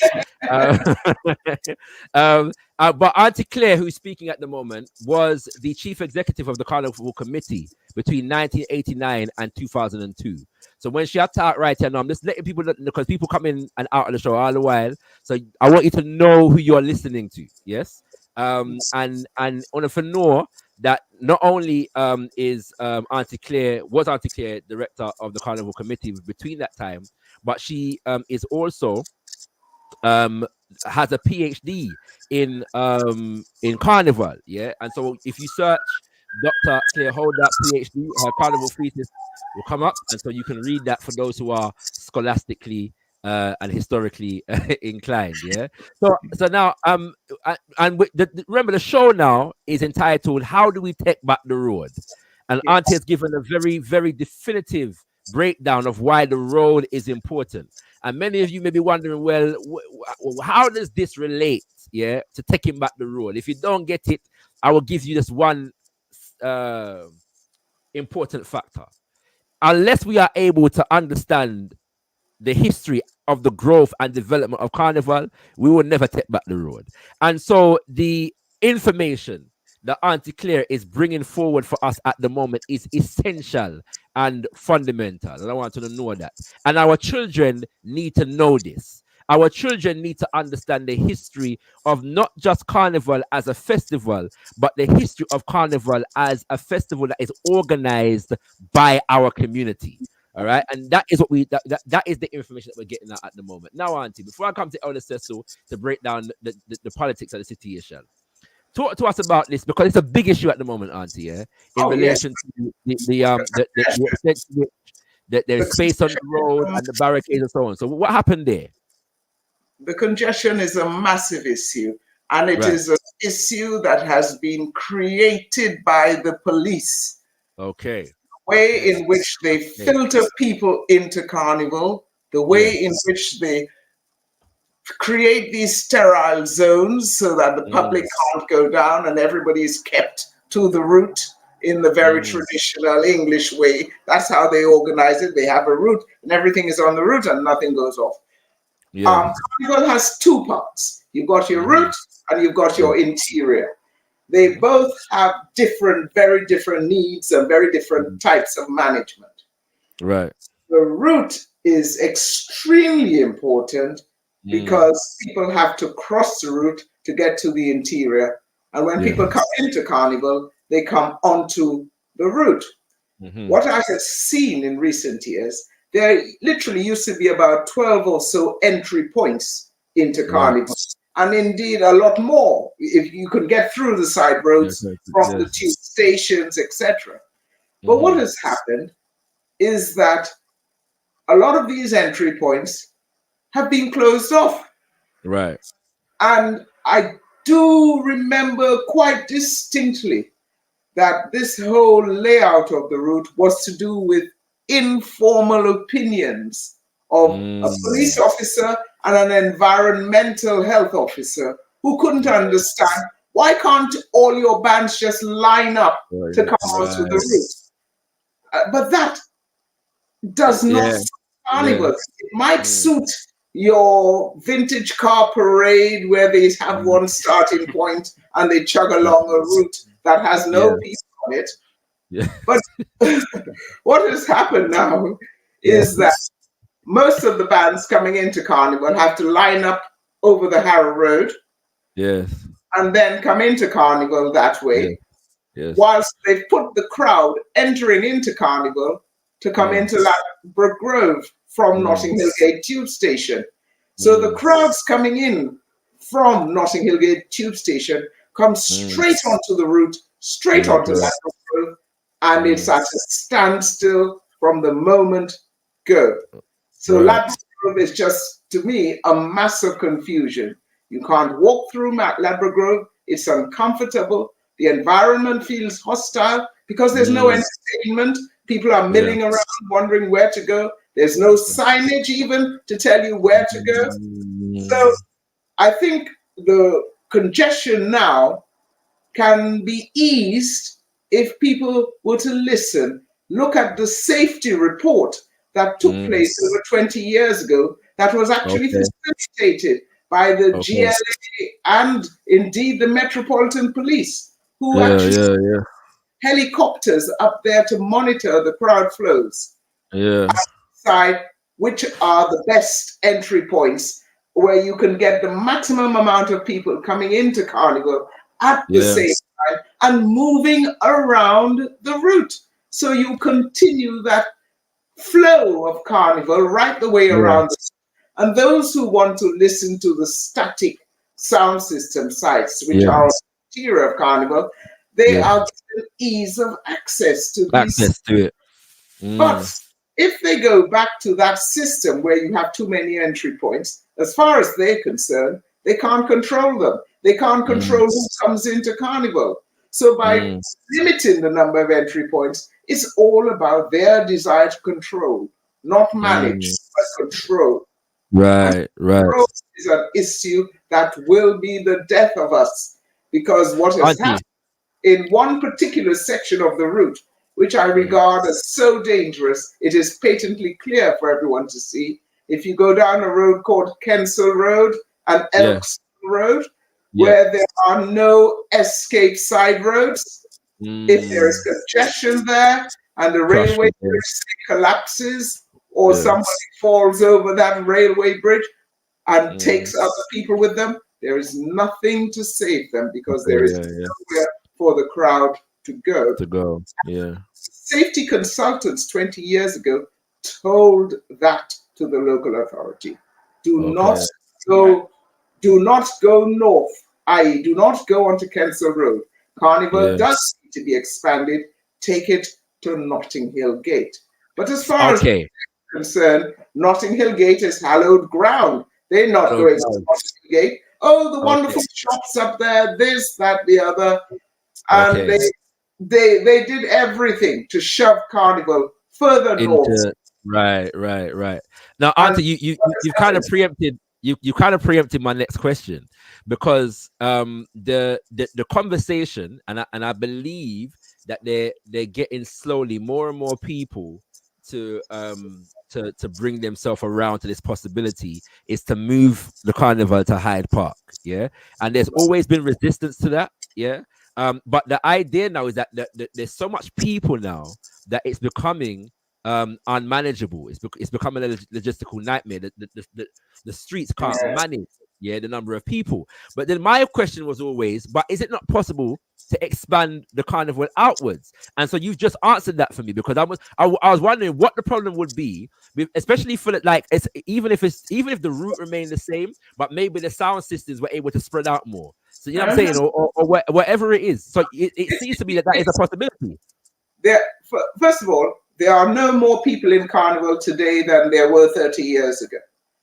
By 1980, Carnival already had 1 million people in it. By 1980, that was what, 40 years ago. In the year 1999, which was the Carnival before the millennium, everybody was in Carnival, and we had over 2 million people then, and you could count them. But the route was still flowing, because there was a good policy in place and good strategy in place. But on a practical level, there are several reasons why the idea of putting Carnival in a park is totally stupid. As a police officer said to me, a very senior police officer, he says, if you have Carnival in the streets, and it is a street festival, if an incident happens on Elkstone Road, I can say, I will direct my resources to Elkstone Road. If an incident happens in the middle of the park, and I am faced by 1 million people, I can't tell my safety people, go to the 10th oak tree to the left, and then turn right and go down to the next beech tree. The streets provide that safety. The streets are self-limited, as he says. Only a certain number of people can be in any one street at any one time. So you know the size of crowd you are dealing with, and you can apply your resources to suit. You put 1 million people in a park, you're just faced by 1 million people. No way, no safety measures are possible with a mass of people. So it's just impossible. He says it's impossible. It goes against not just common sense, it goes against all the health and safety rules to think of Carnival in a space like a park. Okay, thank you, Auntie, very much for that. Much appreciated. I don't believe that there's a genuine park alternative to Notting Hill Carnival. It won't go to Hyde Park because they won't allow that, and it doesn't make sense. And the alternative used to be Wormwood Scrubs, and I think it's being built over more rapidly than than anything, and it was never a viable alternative anyway. So the issue is how to use the streets of Notting Hill more sensibly than is presently the case. And what is needed is for it to be opened out. And the problem relating to opening it out is loose and that kind of thing. So they need to put proper loose more frequently around the place and so on. Walking through last weekend or the weekend before, I paid £300 to £3 to have a pee, just because in the middle of the sound system dominated centre there wasn't enough loose. And, but wait, LSS, you was on the road. LSS, we never see you on the road. It's all gone. It's very easy not to see people doing right. So the space is not being intelligently managed. It's managed from the point of view of police concerns about control. We hear their senior officers, who are called the gold commanders, and we hear them say that they have two worries. They don't want to take another beating as they did in 1976, when Bernie says they took a bloody good beating, and which was true. They don't want that. And the second thing that they don't want is, and they admit that the potential for Hillsborough or worse type disaster is there. And what they're doing is trying to avoid that, but not particularly sensibly, because of the way in which they stop the crowd spreading. And they stop it spreading in order to stop people going into side roads and into estates and peeing on people's porches. But the way to avoid that is to put proper loose. Right now, one of the more disgraceful aspects of the way it's being managed at the moment is just the absence of, and then the appalling quality of the loose that they are presently. This is true. Yeah, you're right. Absolutely correct. Yeah. And I mean, I think that in terms of what is now happening, it would make sense for us to talk a little bit about how we have got to where we in terms. That's where I want to go. But just quickly, a historical fact in terms of how they tried to lessen the numbers coming to Carnival. In 1978, they got different boroughs to host their own carnivals on Notting Hill Carnival Day to try and use the crowd. And to a borough, Lambeth, Hornsey, there was a carnival in Finsbury Park. All the black people just abandoned those carnivals and came to Notting Hill same way. So they had to abandon that idea. Nowadays, local boroughs have like carnival before or after. So I grew up going to Leighton Carnival before Notting Hill, and I think Hackney Carnival takes place after Notting Hill. That's one thing about all those carnivals. Notting Hill Carnival started every single one of those. True. Notting Hill Carnival is made up of people from the different boroughs. And they come to Notting Hill and then they take their art forms back to their borough. Hackney near the Graph had about 7 or 8 bands that linked into Notting Hill, Brixton, whatever. And we had a program whereby the local authority was being asked to create funding for education and for cultural development along the lines of Carnival. Anyway, I'll stop there because we need to move. Before you come in, LSS, let me just let people know, if you would like a comment or a question read out, please at Kimbunga Media in your comment or question in the chat, and I will read it out. I will share the link shortly. But I'm sure brothers and sisters can appreciate that Auntie Claire has gone in. Yeah, and there's plenty more to go in on. So I wanted to give her space to speak, and I'm going to give Elder Cecil space to speak now as well, and go in on the thing. Now, just to clarify, Elder Cecil, before you go in, because the local authority, as we mentioned a number of times, I think it's necessary to identify the local authority, which I believe is the Royal Borough. Chelsea. Of Kensington and Chelsea, yeah. The same borough that is responsible or under heat basically for Grenfell. And a minute silence was held in relation to Grenfell on the route as well. But yeah, it's necessary to identify which local authority is in control of Carnival at the moment, and when did that official transition take place? All right, it's a longish story, but very brief. In 2002, there was a move against Claire and her family, who had been positive features of the Carnival, who had developed it in the way that we've previously spoken about. A man called Ansel Wong was the principal agent by which he was on the Carnival committee, by which the desires of the council to effectively stop this considerable development of the black community was managed. So a whole heap of lies were told about dishonesty and mismanagement. Incidentally, now Ansel was able to assemble a majority of the management of the Carnival to go down the road with him. Now, if you had that majority, and he did, all you need to do is bring a proper motion within the proper entity and vote out the director and chief executive and continue.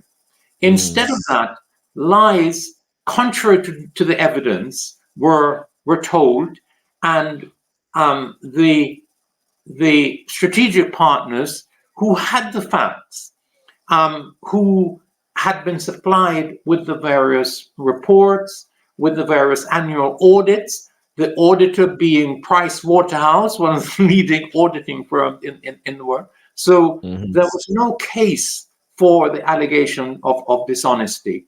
But another very important person, who is still important in our community, Lee Jasper, who was at the time Ken Livingstone's chief advisor, propagated those same lies and actually authorized the Metropolitan Police to come and close down the Carnival office and to exclude Claire from I was surrounded by police officers and marched out. Right now, there has been a steady decline. Incidentally, Claire took them to court, the people, including Ansel, and won easily because all of the evidence was in her favor and none of them was in theirs. And they eventually, all of them had to pay the money that the court ordered in respect of the victory, both her costs and compensation. So that outcome of that case validates, right? Now, going back, Lee Jasper, who should have known better, and all now I don't quite understand why he did it, but he, along with Ansel Wong, were the key agents of the destruction of that wonderfully constituted entity, which is what Carnival was in the early part of the 2000s. Now, since then, we've had a series of management committees, all of which have come eventually to grief.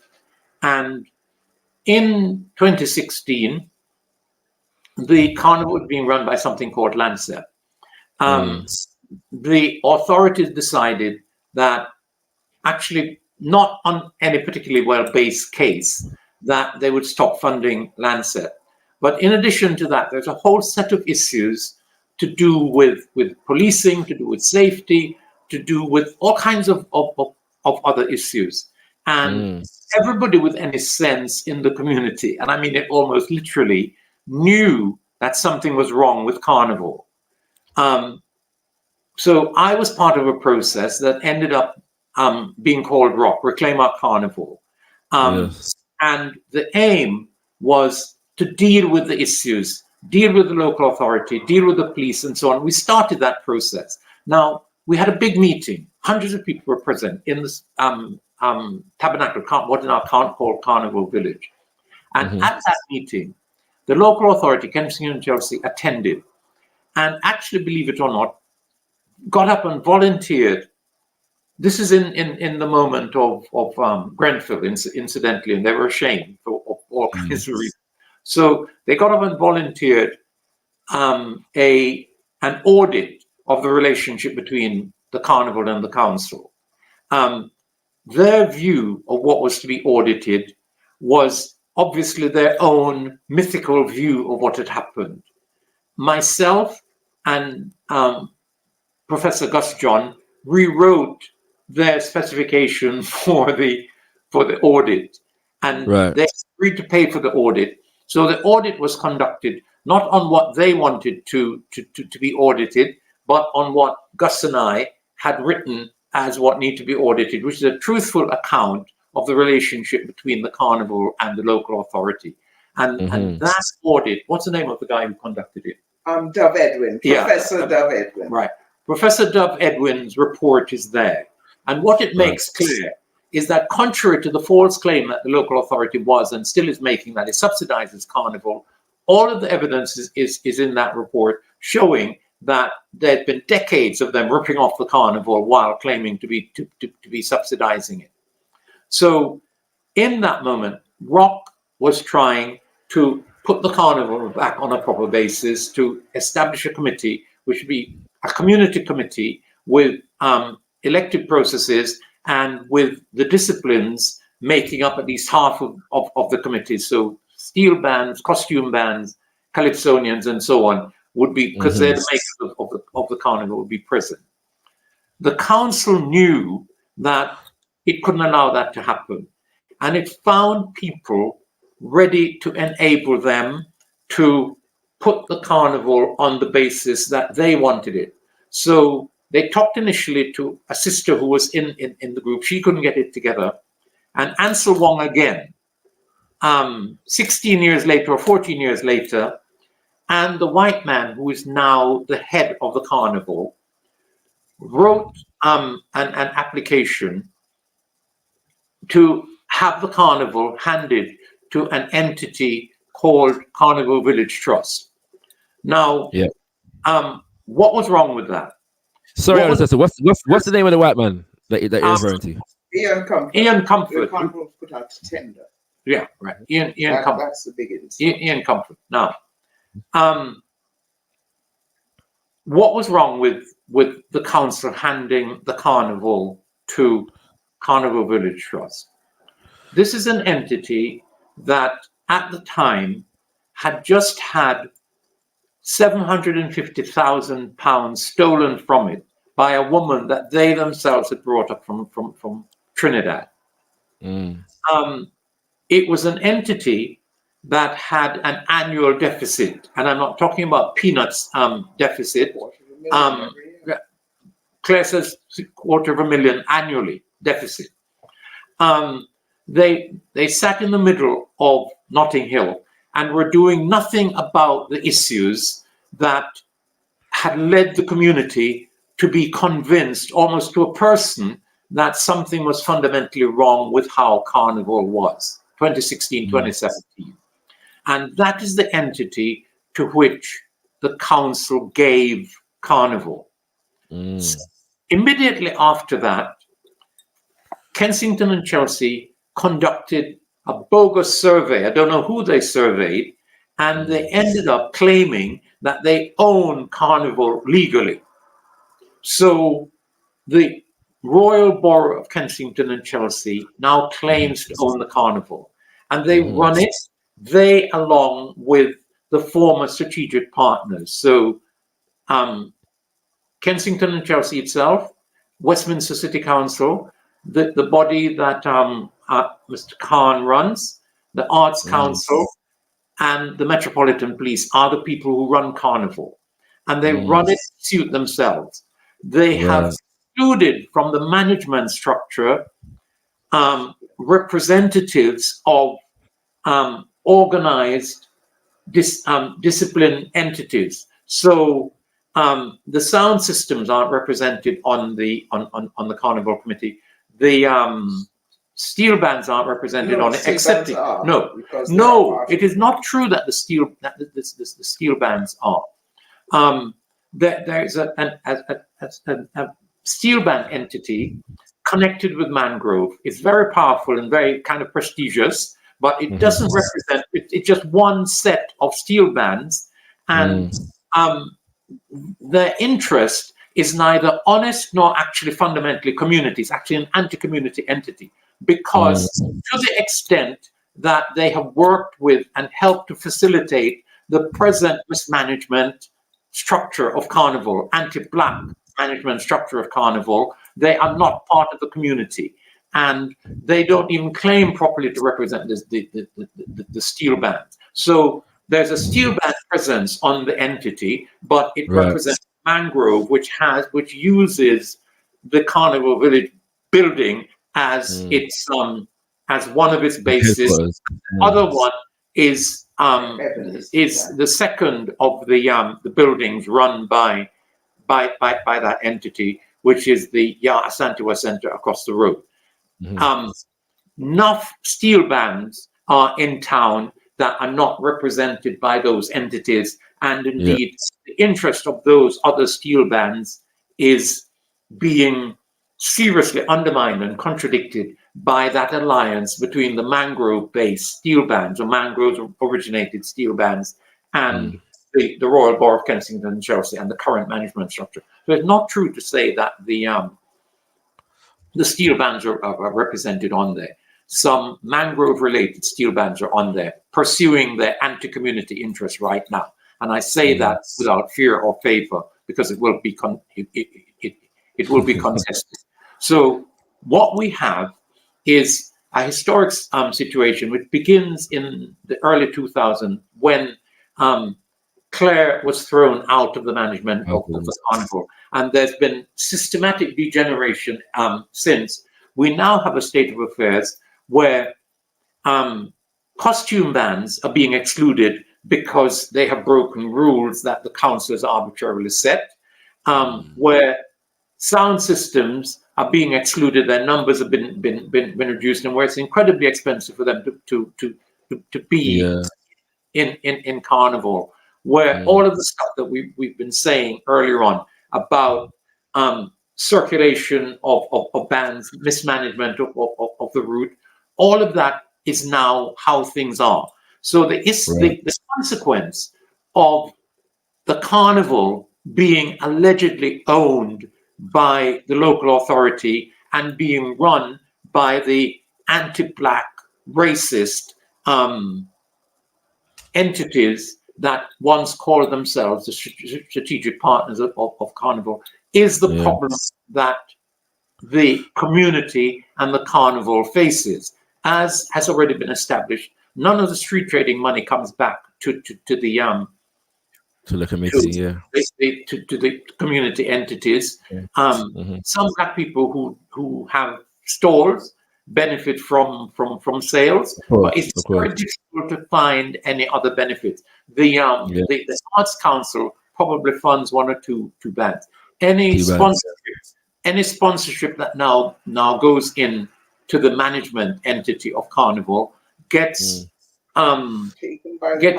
taken by the Mangrove-related entities that I was mentioning just now. It doesn't get it doesn't get properly divided between steel bands or costume bands or anything like that. So sorry, don't forget your point. Don't forget your point. But a consequence of that is that there's a growing level of corporate sponsorship for mass bands at the moment. So you're seeing big advertisements on mass bands that you weren't seeing before because they're receiving corporate sponsorship to keep the band afloat. Go ahead. Right. It doesn't generate money.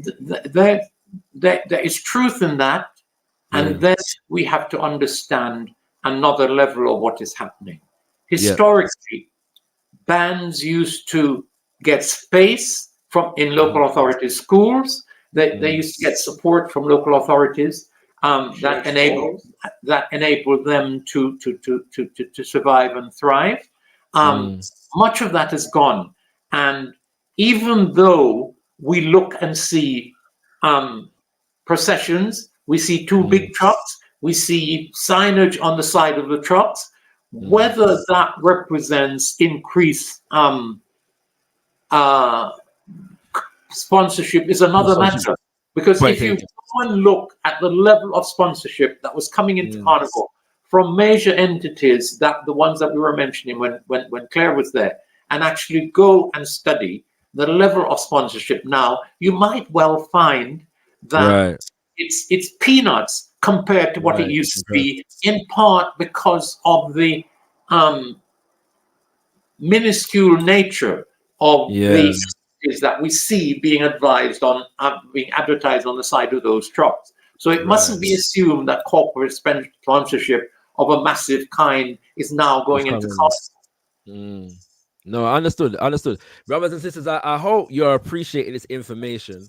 And I hope that for any of you who are belly aching about Afrobeats over the last few years, I hope you understand how ridiculous that whole social media barrage was over the last few years when all of these issues abound for the last 2 decades. But go ahead.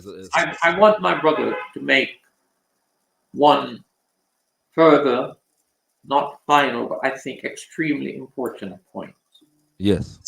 The current management of the Carnival is open to a legal challenge in terms of existing very powerful English law. Okay. The case against the local authority would start from the fact that they, in 2002, teamed up with people who were lying about the nature of the entity and whose lies were disproved in court, or whose approach was proven to be lies in court. That the authorities, and especially Kensington and Chelsea, has been, and this is now documented in a report, in an audit which they paid for, that over the decades, instead of subsidizing the Carnival, they have been ripping it off. Right. The case against them would include the fact that in 2017, they handed the Carnival to an entity which qualified only because of its connection to them, and was disqualified in every other significant criteria.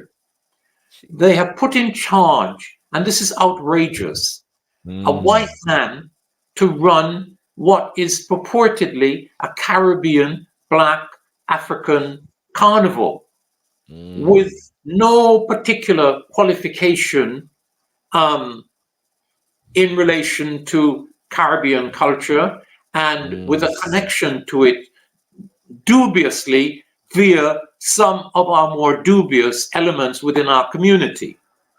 And this is a man who is a prestigious lawyer, so I'm not saying these things lightly, and I know that he can sue, but what I'm saying is that Ian Comfort is only the director of the Carnival because of his connection to the local authorities, a former council officer. And he's only the director of the Carnival because it suits the racist authorities in the UK to have him there, excluding one Black entity after another, subjugating and by way of expenses and rules, excluding Black entities one after another, and running the Carnival with a committee that has no connection to the community. The Carnival Village Trust is a company with no community membership. They don't call any public meetings. And when public meetings are called, they are public meetings, not of the community, but of ratepayers. Yeah, the residents. And there is one on Thursday night. Yeah, to talk about Carnival 2024. So, with the residents. So we as a community, one of the things that I've known for years, and the time is running out, that we need to do is to get it together about all the means that we can find and take the local authority, Kensington and Chelsea, and perhaps the city of Westminster, they're now hand in glove, court to contest. And I'm sure we'd successfully contest, because there's a powerful case, I just outlined elements of it, against them, this claim to own something that they have no historical connection with. Which all of the history points to our creating the cultural entity in question, and any move to say that they owned it can only be connected to a whole range of improprieties, and not just only can be connected to a whole range of improprieties, but actually is connected to a whole range of improprieties that can be legally specified and pursued in court. Right. Brothers and sisters, I don't know if you're like me, you're listening to Auntie Claire and Elder Cecil, and you're piecing certain things together. It just in terms of what mass looks like at the moment, and the politics of the road in terms of who's on the road, as far as mass bands are concerned, who's not on the road, how difficult it is to get on the road. If you're trying to start a mass band, and who currently dominates, as far as the competitive element on the road as well. There's a lot of questions. And I'm not going into them today, because it will require further research so that man can speak responsibly. But there's a lot of things that this information is bringing to my mind at the moment that requires further investigation. Brothers and sisters, I'm gonna share the link now for anybody who wants to come through, share a thought, share a feeling, ask Elder Cecil, Auntie Claire a question. And I'm going to come to your comments as well. So if you've added Kimbunga Media, your comment will be read. Big up to Miss Amelia with a super chat. She said, I saw Moko Jumbi, short knee, jab, senseis. Okay. I ain't seen a sensei for a little while. They attempted to cancel Juve, this year as well. Apparently, they said that there was no one there to manage it, but people went on the road anyway. Just on that one, if I may. Claire and I went just to look at Juve last year. Right. And it wasn't big, but it's clearly important to the small number of bands with children who were there. Yes. The extraordinary thing about Juve last year was the scale of the policing operation that the Metropolitan Police had put there for this completely non-threatening, very small aspect of Carnival on Sunday morning. The Metropolitan Police clearly doesn't want to waste money. But all they had to do was abandon their completely unnecessary Juve controlling operation and let Juve, which is they have worries about public order threat. There's no public order threat involved in Juve, no matter how you think about it. The worst thing that happened, and I got a little bit of it on me, is that some paint or whatever gets spread. Well, that's what he was in the dirty mass. That's right. So the cancellation of Juve shows exactly how the current order of management of Carnival is conducted. The police have an interest in saving money on their idiotic and unnecessary operation. And instead of saying, this is an idiotic and unnecessary and expensive operation, which we will suspend, they suspend Juve. Right? Understood. And I am pleased that some people, I don't know who, I hear Michael LaRose led something that was there.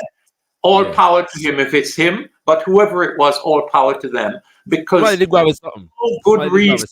there was no good reason to cancel Juve, and the local authorities and the police should never have done it. I give thanks for that background, Elder Cecil. Very important. By the way, I think that was part of what the Voice newspaper were trying to get at, because one of the costs that they do outline is the cost of policing, and they're basically saying what the Carnival takes in basically caters for the policing element of it anyway.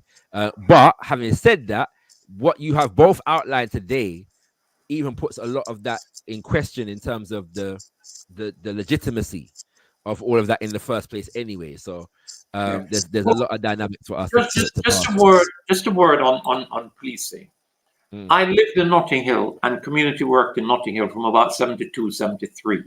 So I was there, as it were, during that 1975, 76 moment when Carnival exploded numbers-wise, and then the police decided that this was a public order threat. Right. What the Metropolitan Police did after Carnival 75 was to try to criminalize the event. They spread empty purses and empty shoes and said that it had been a carnival of theft. And they then applied to the local authority and the Home Secretary to ban the carnival. Right. The local authority said no, and the Home Office said no. And the Metropolitan Police, which is full, we now know officially, it's sexist, racist, homophobic, etc., and in special measures. There's nothing new about that state of the Metropolitan Police. The truth of the matter is that young racist whites, men mainly, but also women, knew that the blue uniform was the safest place to go in order to be physically as well as legally and ideologically racist against Black people. Yeah. And so that's who the Metropolitan Police always were. So that force that moved against the Carnival between 1975 and 1976, after Carnival 75, having failed to get the ban, they said, we'll control it on the street. And they proceeded to try to do so. They had no more, I think the figures are 1,600 officers. It wasn't anything like enough, and it certainly wasn't anything like enough given how arrogantly they had conducted themselves during the year and over those 2 days. And they took a beating. And since then, their numbers, right? Remember, 1,300 or 1,600. Their numbers, there's a significant fall in the numbers this year, but the police numbers, 13,000, right? That's hundreds in 1976, 1,000 in 2023 or 24. I repeat, the numbers have gone down. So, and all they've been trying to do is police in such a way that they will not get a second licking. And the way that they avoid that is to stop being racist and arrogant. Of course. In their towards us. That is all that is required. Black people don't hate. Of course. No, you're right, Olisa. And it should be clear that what took place in 1976, and probably I don't know how much our viewers know about that, but there was basically it was really self-defense. Was facilitated by increased police aggression on the road, and a little inspiration from Viv Richards on the cricket pitch. That was it. You can't handle the man them that way there. You know what I'm saying? Exactly so. So now, what we have, the policing operation, I think the costs have gone down this year, was anything between 6 and 9 million per annum. That was the cost of the policing operation. I had that from a senior police officer in the one meeting that Rock had with them before the authorities gave the carnival to Carnival Village Trust. We were in serious negotiation with all of the strategic friends, so-called strategic partners of the Carnival, about what they were doing wrong. And the first of our meetings had already taken place with the Metropolitan Police. The people that we met were a white, I think he would have been a deputy assistant commissioner, and a black woman. And there's a black woman who said that the annual cost is not the 6 million that was being talked about, but actually not 9 million. Right. Now, how is that spent? It's overtime for an unnecessary assemblage of 16,000 officers who just provoke black people over 2 days. That's what they do.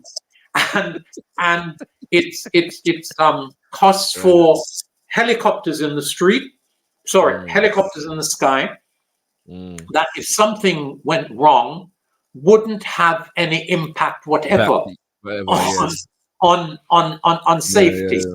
And indeed, it happens to be the case that in 2017 and 18, I heard with my own ears in a meeting in Kensington and Chelsea Town Hall, the then Gold Commander say that public safety, which is a real problem in Carnival, is not the responsibility of the Metropolitan Police. So the main body that's responsible for creating the conditions of unsafety say publicly that safety is their responsibility. And I don't quite know who they pass it to. It could be the MOPAG, a part of the London, what's it called, Claire? The metropolitan thing that Khan runs. The Greater London Authority. It may be that they think that it's their responsibility, but safety at Carnival isn't being properly addressed, and it's worse than that. It's being made into a potential disaster area by the way in which the policing, all aspects of it have been organized. Absolutely. I've had some terrible experiences with the police on, like, especially trying to go home. One year they were just particularly aggressive outside Westbourne Park Station. It was madness. Yes. But yeah.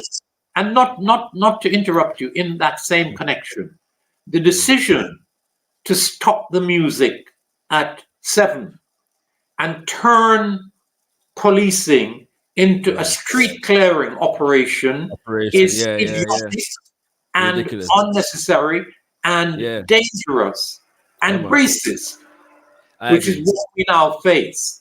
I agree. It does make more sense for the bands to continue playing the music and take the people off the street. You would get help from the sound systems as they encourage their people to go or whatever.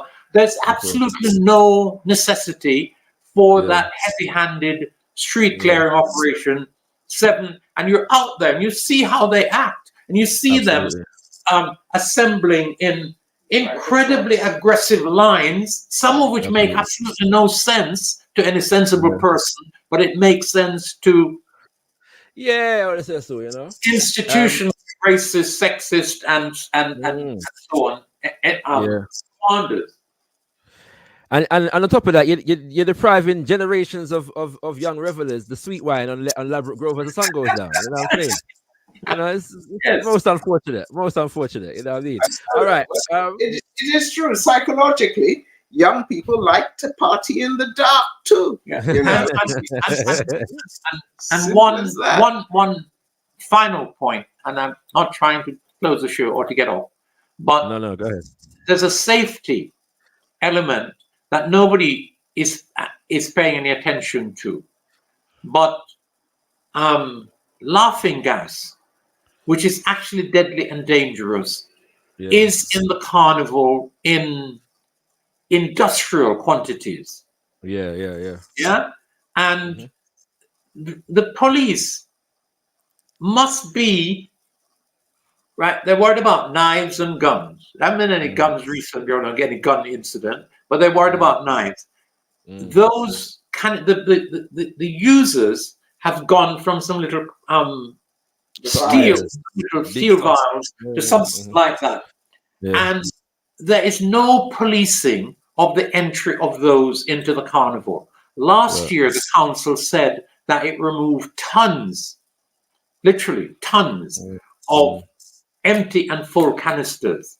And after Carnival last year, I walked around the area with my camera, and I have the evidence on my phone of the extent to which the streets were full of this stuff.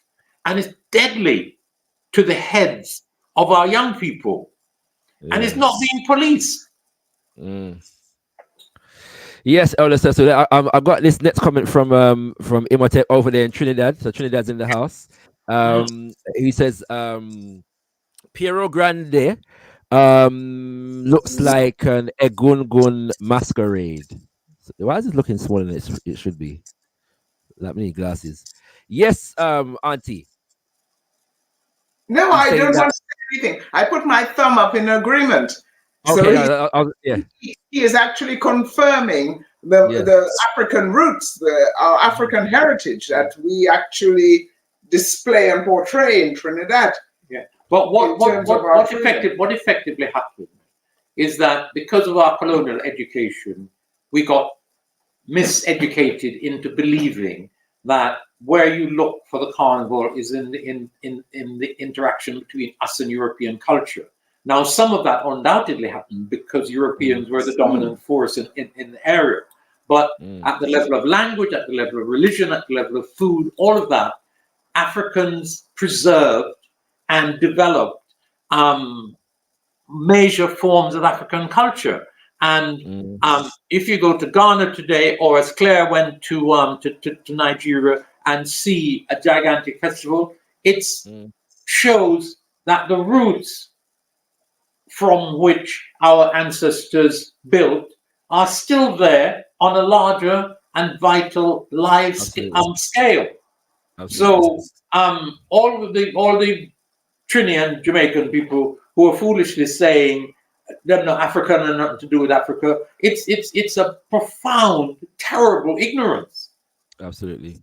Mr. Millie, I want to know if you see a pair of grenade on the road. That's what I want to know. Let me know if it's a pair of grenade on the road. All right. Heru says, when Trevor and Mike Phillips did their Windrush book, they said that there were many accounts of the origin, but the only one I think I should say they mention is that of the Laslett woman.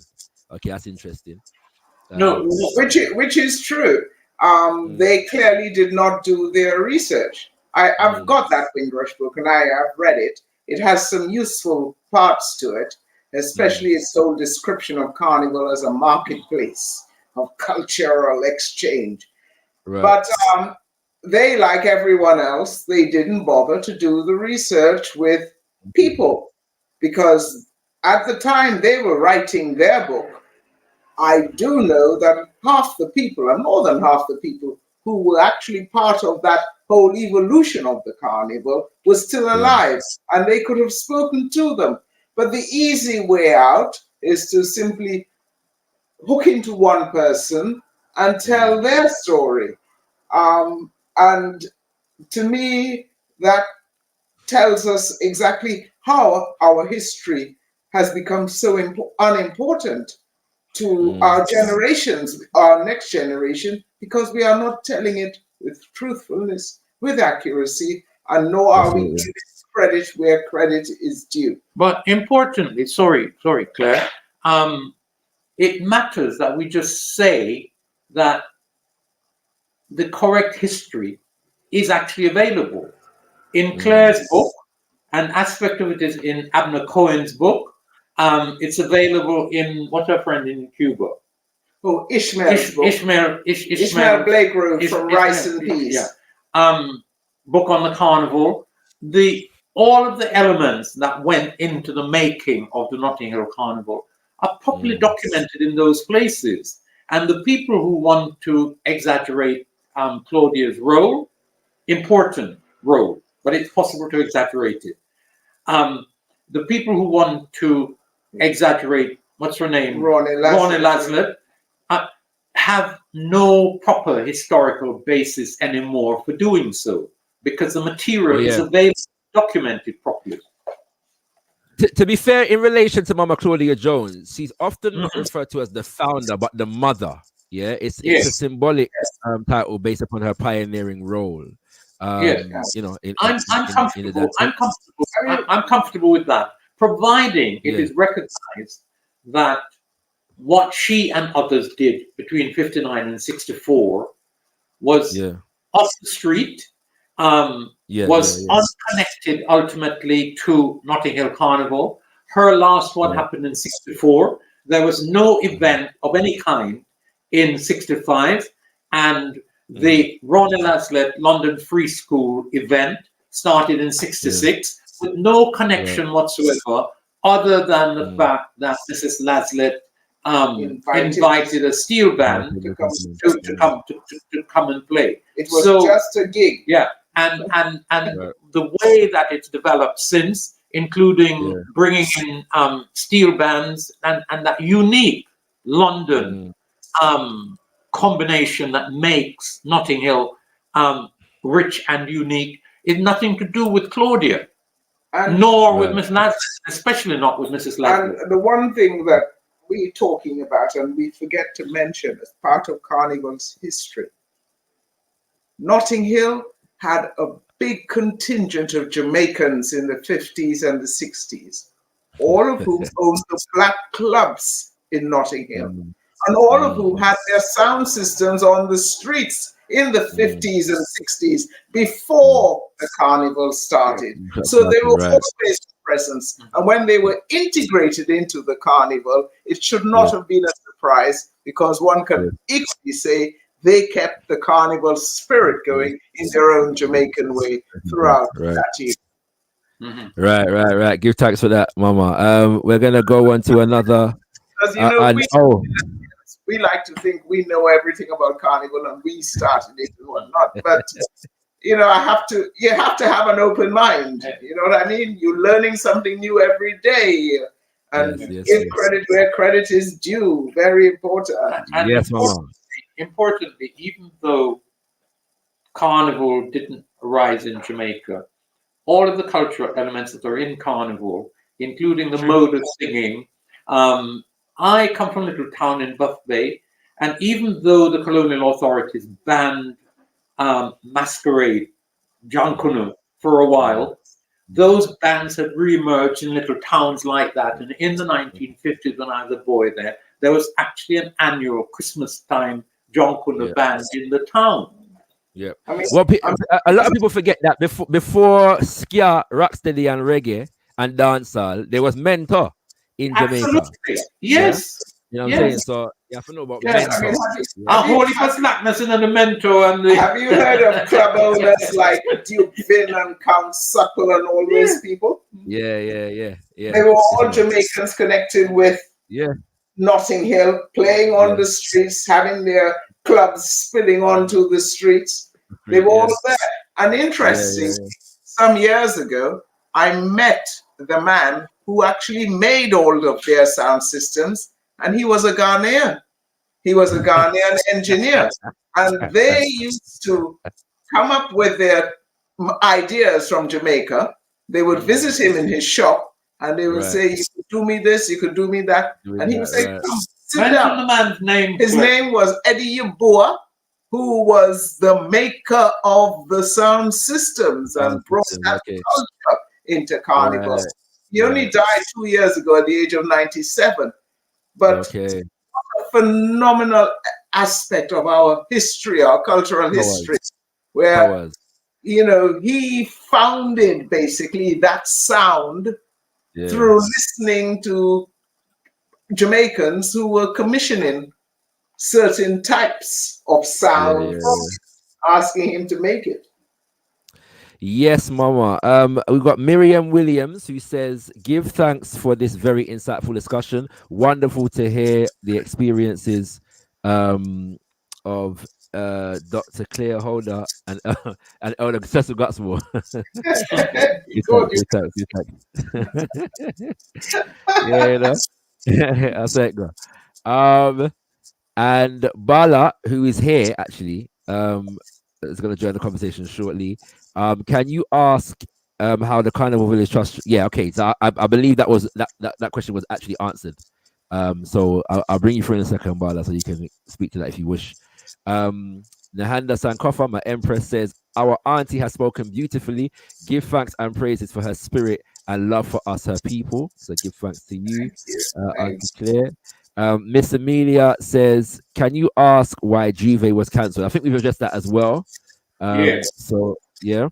Bala says, I'm totally opposed to the relationship Carnival has with sponsors at Kimbunga Media. Yeah, I hear you.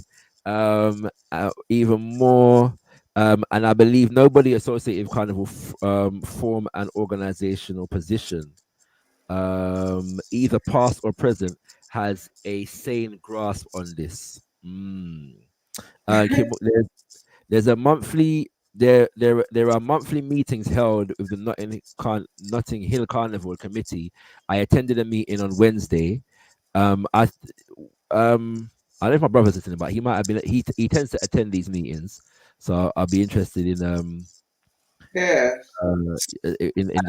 reflection. All the other And people who've been excluded.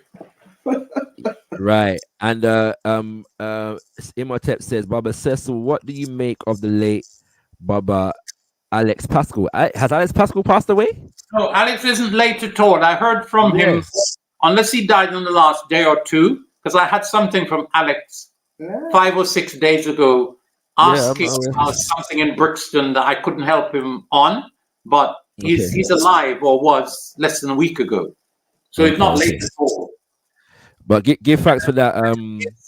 Asking that on behalf of Brother Kwame Abuaje, and Sir Imhotep has shared an image of Piero Grenade for those who are not familiar with Piero Grenade. I haven't seen Piero Grenade on the road. Actually, no, I haven't seen Piero Grenade on the road for a long time. Yeah. I was gonna say I think one of my uncles was in one about a decade ago, but no, that wasn't Piero Grenade. So yeah. There used to be all sorts of interesting little features of the Notting Hill Carnival. People with an interest will come and do things. And one of the things I love, like we had a band, Grenada Shortney, they've revived it after many years. And then there was the Dominica Cicero, and there were all sorts of little themes coming through various bands. So it's really good. And that is what makes Notting Hill Carnival unique. Yeah. Absolutely. We bring all our cultural experiences into Notting Hill and showcase them. Absolutely. Bala. There. Well, King? Yeah, man. Greetings. Good evening, everybody. Auntie and uncle, I've met you both walking along the random roads. I think Uncle Cecil was running somewhere. He looks serious. He's tall, man. My goodness, I didn't know he was that tall. He's tall, and bless up. But Bala, how you gonna expose Elder Cecil running down wine on the road? That's not. No, don't do that to him. Don't do that to him. He's trying to keep it low, man. No, Uncle Cecil. I just saw you. Uncle Cecil. No, I just saw you walking down a side road in Notting Hill one day, one afternoon, one summertime. No carnival, no whinings are going. But anyway, so but yeah, this subject is close to my heart. I grew up in Brunel Estate, opposite Westbourne Park Station. So I was born in Carnival. I remember when it used to go along the Harrow Road. I remember the different kind of the changes in routes that would happen every couple of years. Chepstow Road, and then no more Chepstow Road, and the judging point was Chepstow Road, and then this, that, and the third. I happen to my landlord happens to be Wilf Walker as well. Yeah, yeah, he's my landlord. I haven't actually spoken to him about Carnival. I believe it's a touchy subject. Wilf Walker is in fact, maybe you guys could speak about Wilf really quickly to Shakara. I'm not sure if he's familiar with Wilf. Yes, You know. well, I'm certainly familiar with it. Well, so is Cecil. I'm an admirer of Wilf, who established the business selling orange juice, believe it or not, in front of the locality on Portobello Road where I community worked in the 70s. He subsequently became, probably on the basis of money made in that business, an important producer of not producer but promoter of music. So he brought over musicians from the Caribbean and from North America, and was an important promoter, as well as playing a part, which Claire knows about and I don't, in the Notting Hill Carnival in terms of the development of the stages. Yes, he introduced live stages in the Notting Hill Carnival in the 70s, where big artists were performing. Like I myself saw Burning Spear at his stage on Portobello Green. Mm-hmm. I saw Aswad there. Mm-hmm. I saw Musical Youth there. So he made a meaningful contribution to Carnival. And that's what I say. No one person creates the Carnival. Carnival has all these elements, and everyone who has made a contribution is just as valuable to the regeneration and the sustenance of the event. Mm-hmm. I think our brother Will probably believes that Carnival, and perhaps even when Claire was running it, did him down a bit. So he's maybe a little bit bitter, more bitter than he should be over these matters. But strange things happen, you know. I don't know if I should tell this story, but Leslie Palmer made a great, fantastic contribution to the growth and development of Carnival. And I wrote that stuff, my understanding of what he'd done, up in an article which got published around about the place. And it turns out that Leslie hated what I said. My intent was entirely positive, and it wasn't dishonest or misleading, but something in the line of my representing how I saw his achievement, he resented for years, and we only sorted it out in the last 2 or 3 years when he explained to me why he wasn't happy with what I'd said was his contribution. So strange things happen in that kind of a way. And someone asked earlier about Alex. Mm-hmm. One of the important things about Alex in relation to Carnival, when I spoke earlier about the police raiding the Carnival office and literally almost terrorizing the directors and whatnot, he steered Carnival through that period. And, you know, one has to give thanks for that. But, you know, so everybody has made a contribution, basically, and must be remembered for that contribution with accuracy. Because the tendency we have is that everybody started Carnival, of course, and everybody did this, and I did this, and I did that, and And auntie, do you know what? As a younger, that's the messages that those of us of my age and younger who do actually care about Carnival, that is the messaging that we receive. It's always this binary between Rowan Leslie and Claudia Jones, and then Leslie Palmer's name gets thrown in, and it's always like this constant battle. That it doesn't, you know, Claudia Jones has got a plaque, and she got is the statue that's in the tabernacle, is that supposed to be her with the no, that's Ronnie Laszlo. That's Laszlo. Okay. You see what I mean? On that point, Auntie, you know, you quoted her saying that she didn't want no Caribbean Carnival. She wanted the English shirt and whatever. She may get her wish because a right-wing commentator, Lawrence Fox, after Notting Hill this year, posited the idea of a Great British Carnival. You know, to celebrate all things great and British. So she may get her wish next year. Those who keep telling our young people that version where she started this carnival, they haven't done their research. And I think that if you are going to be try and be as influential as you are within your community, it's important that you do your research. You base what you say on credible and reliable information. Don't mislead our young people. Because the other day I had a young man standing up there telling me I was talking nonsense because I tried to give him what I consider to be the correct version, which looks at everyone's contribution to the start and development of Carnival. So, we must community. Auntie, me no want to scare nobody, but me I look upon your PhD thesis right here now, and a 500 pages, yes, sir. Yeah, you know what I'm saying?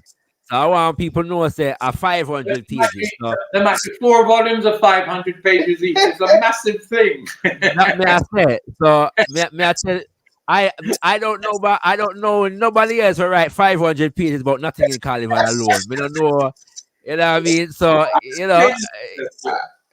if anybody, what I'm saying is, brothers and sisters, if anybody is the expert, as it stands from a scholastic point of view at the moment, it would have to be Dr. Clear. You know what I'm saying? We have to understand that. Right? The best part of that thesis is the references.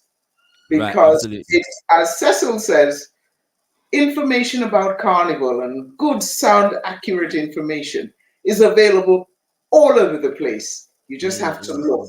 And so I tried to bring everything together within those references, including live broadcasts, live contemporaneous broadcasts of Carnival from the 70s right through to now on the British University's Film and Video Archives. So, but Auntie, has this been published as a book, though? Pardon? Has your thesis been published as a book? No, and I don't intend to, because I certainly get more hits on Google than I would trying to sell a book. So people can access it free of charge. It is my gift to my community. We appreciate you, Auntie. We appreciate you. Bala, you have anything more for going on? Well, I mean, I've notes upon notes upon notes. Yeah, notes, man. Give us a couple of the notes. Well, you know what? As a young man growing up in the area, who could have benefited from some of the fruits of Carnival better, I would say. So my granduncle, his name's Albert Shillingford. He used to work. He passed away this year. And he used to work at the Yard Centre and at the Tabernacle. He used to drive the Mangrove bus during Carnival for a number of years. He's the one that really introduced me to the Tabernacle. And I have to say, between the Yard Centre and Tabernacle, since I've been knowledgeable about those spaces, they haven't really done anything of any sort that I can that's noteworthy to me. In terms of programming, I don't see no programs. In terms of the Yard Centre, I don't see nothing that goes on in that place. And in fact, it can feel like a hostile environment when you go in there. Often you go in there in the middle of the day or in the afternoon or in the evening, and just the place is empty. Right? I know people that have tried to hire the space. I don't really understand. This is why I asked the question about the structure of Carnival Village Trust, because all now I don't really understand it. I know Matthew's there. He's been there. I was there before. I was around before Matthew came in. I remember when he came in. I remember Shabaka was there before that. I don't understand how it's structured, and I don't understand what the purpose is supposed to be for both the Tabernacle is basically a commercial enterprise now. That's what I see it as. I don't see it as a community center. I see that community figures have utilized the space because it's there, but I don't see that it does any type of programming that indicates its responsibility towards the community in terms of carnival arts. I don't see it. Yeah, and if I do see it, it's just around Carnival. For the rest of the year, nothing like one. Same for Yard Centre. So it's really a statement. It's not really a question I'm asking, but through my lens, I don't see that these big institutions, and they're big in in the relative sense, as in we don't have anything as big as that in the area, so they should be useful or more useful than they are. You know, so I'm Yes. unhappy about that. The one question, the one issue actually that raises is whether or not Carnival should be simply a project of an organization, or should Carnival be an organization and an institution in its own right. Yeah. And since the local authority dared to put our culture out to tender, which is how CVT got hold of it, it is merely a sub project of CVT. And hence the reason why there isn't that level of involvement of the Carnival community in the planning, because CVT is a separate, it's a registered charity, not a commercial entity, but it is not the right context within which to manage a carnival with as many layers of complexity as the Notting Hill Carnival, and that requires a more professional approach, because Carnival has reached to such a level, and we as Black people, we have educated ourselves to a level whereby we can manage our own culture and take it forward.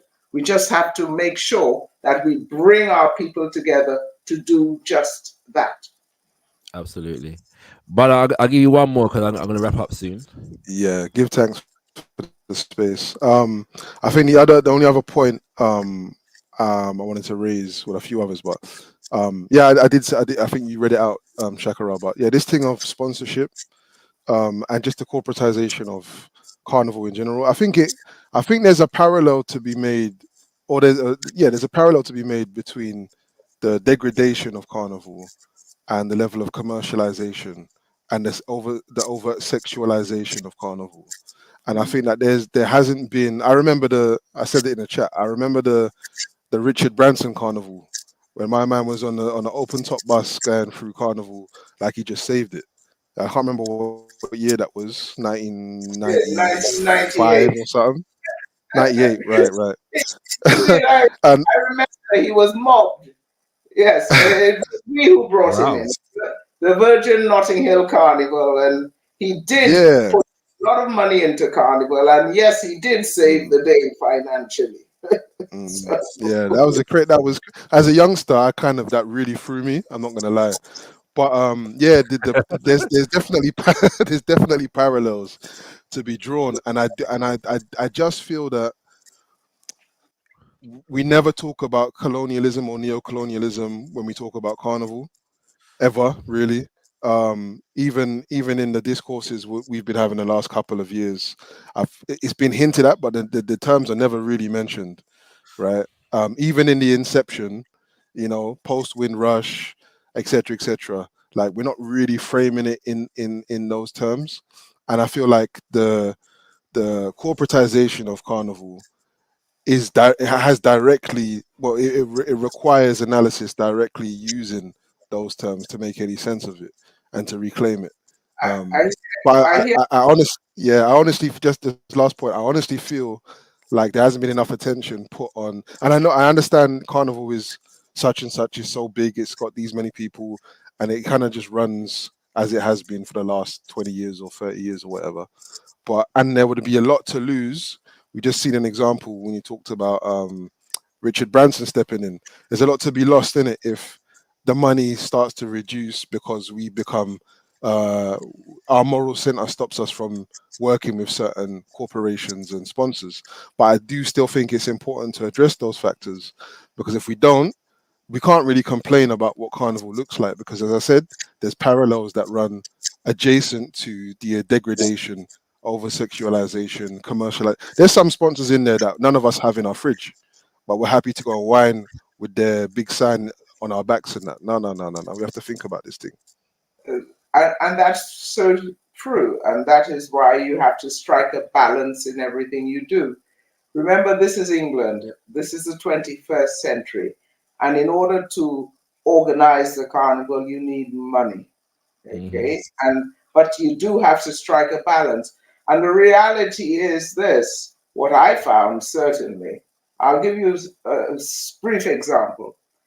When we decided to put the stages, the live stages, out to tender in order to get some money to give to the carnival disciplines, so that they would get money to produce, we did so on the basis of looking at the core activities of the carnival. What are those things that must be preserved and that must be funded?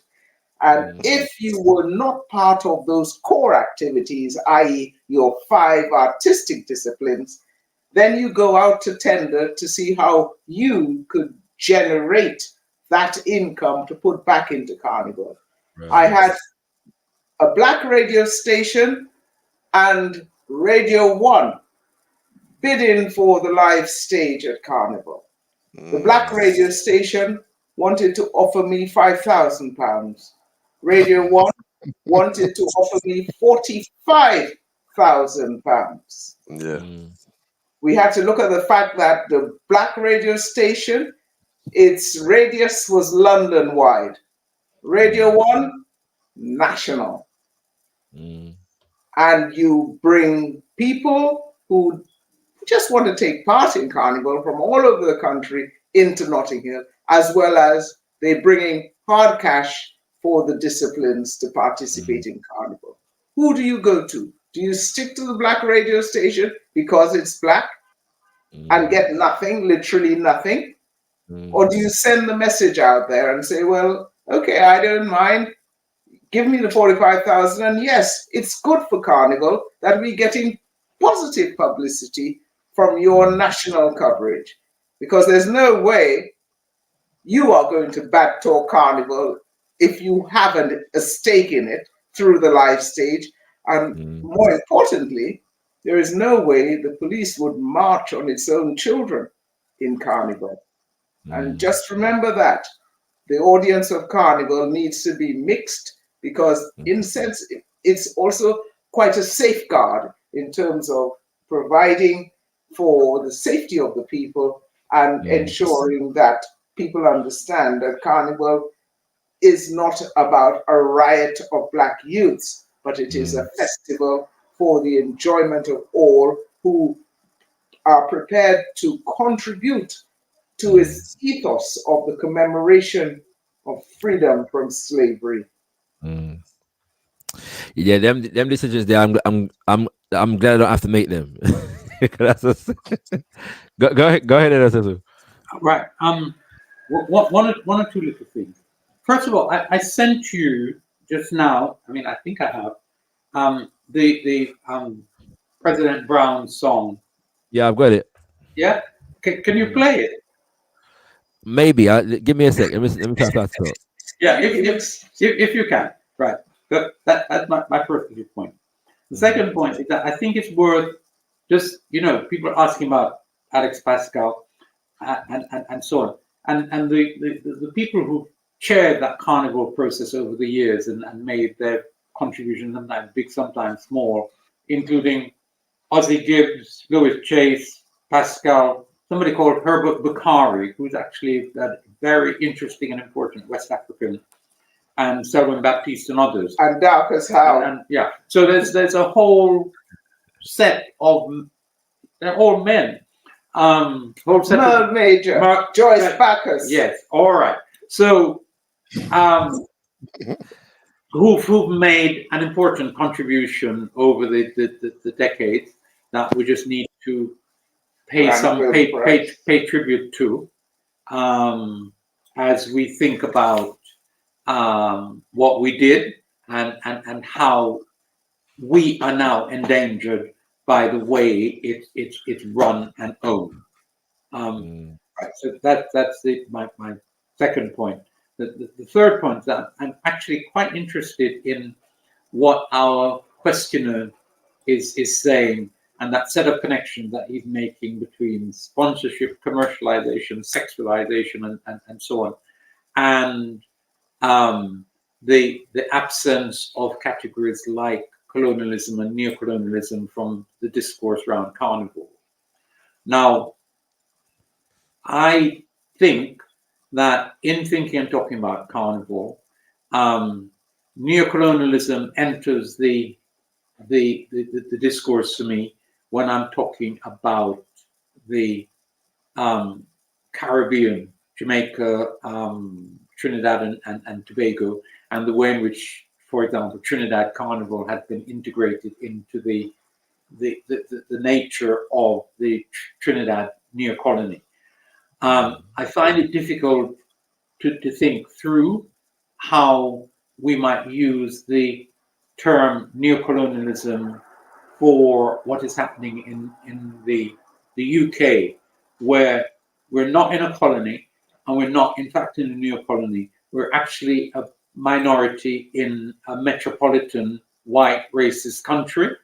And it's in those terms that we have to understand and analyze and do politics in relation to the Notting Hill Carnival.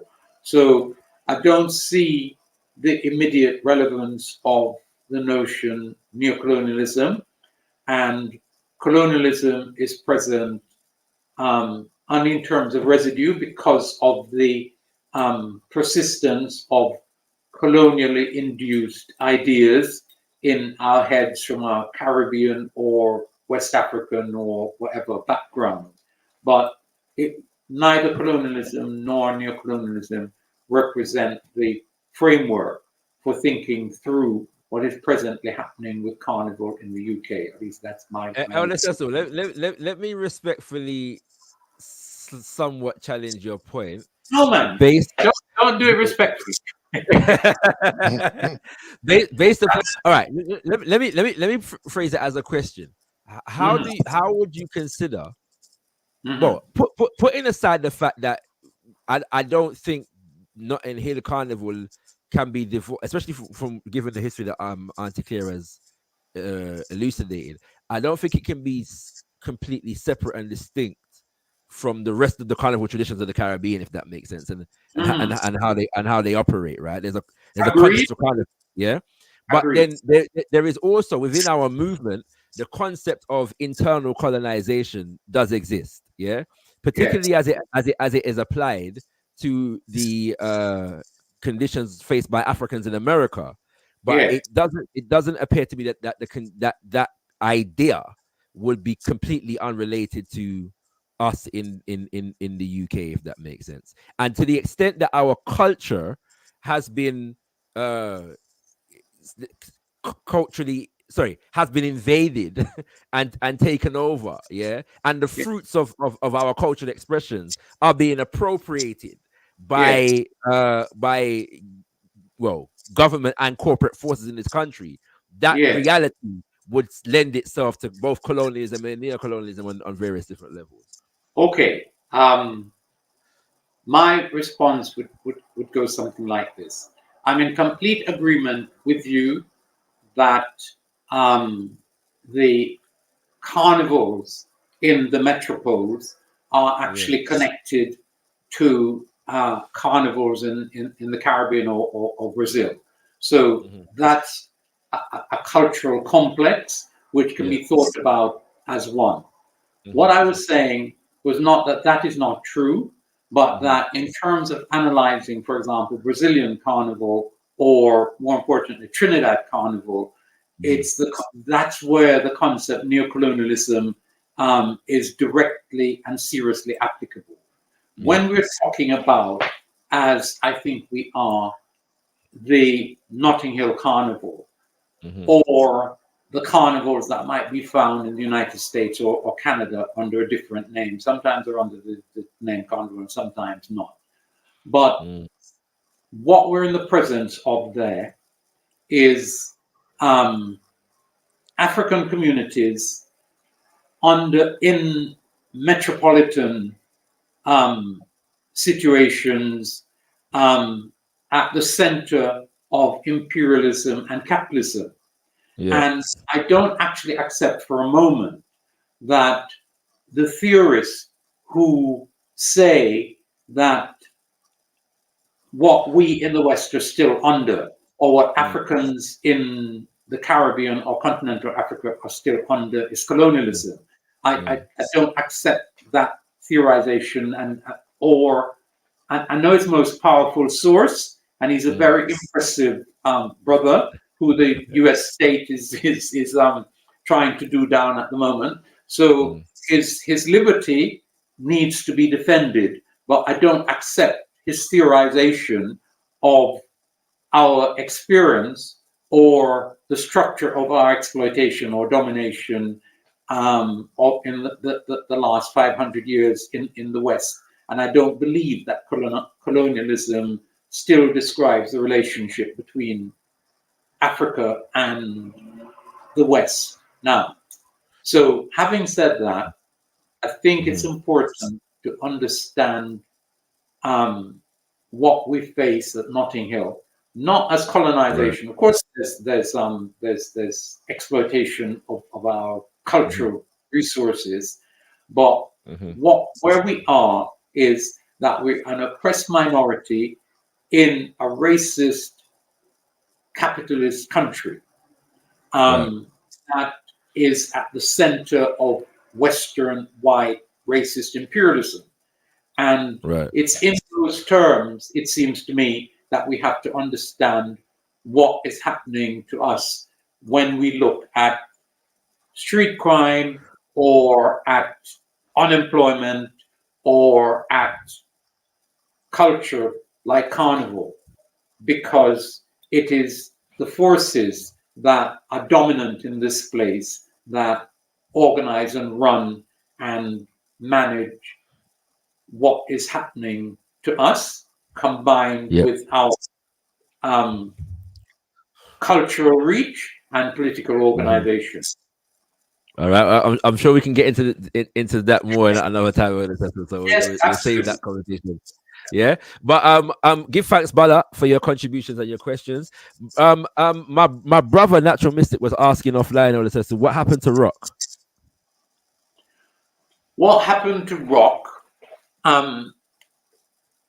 is a long story, but the short version is that we were never as united within rock as we should have been, and there were agents of the enemy. That's unheard of in say again. Community. That's unheard of in our community. Of course, it's unheard of. Importantly, there were agents of the enemy inside of rock, and I named the principal one, Ansel Wong, who pretended at the start to be in the interest of acting in the interest of the community, and then was central to the process whereby the council gave the carnival to Carnival Village Trust, of which he was at the time a vice chair, and he helped along with the white lawyer guy, Ian Comfort, to write the application and set up the bogus consultation and all of that enabled CVT to get control for the council of the Notting Hill Carnival. So rock just didn't have the political resources. And another element is that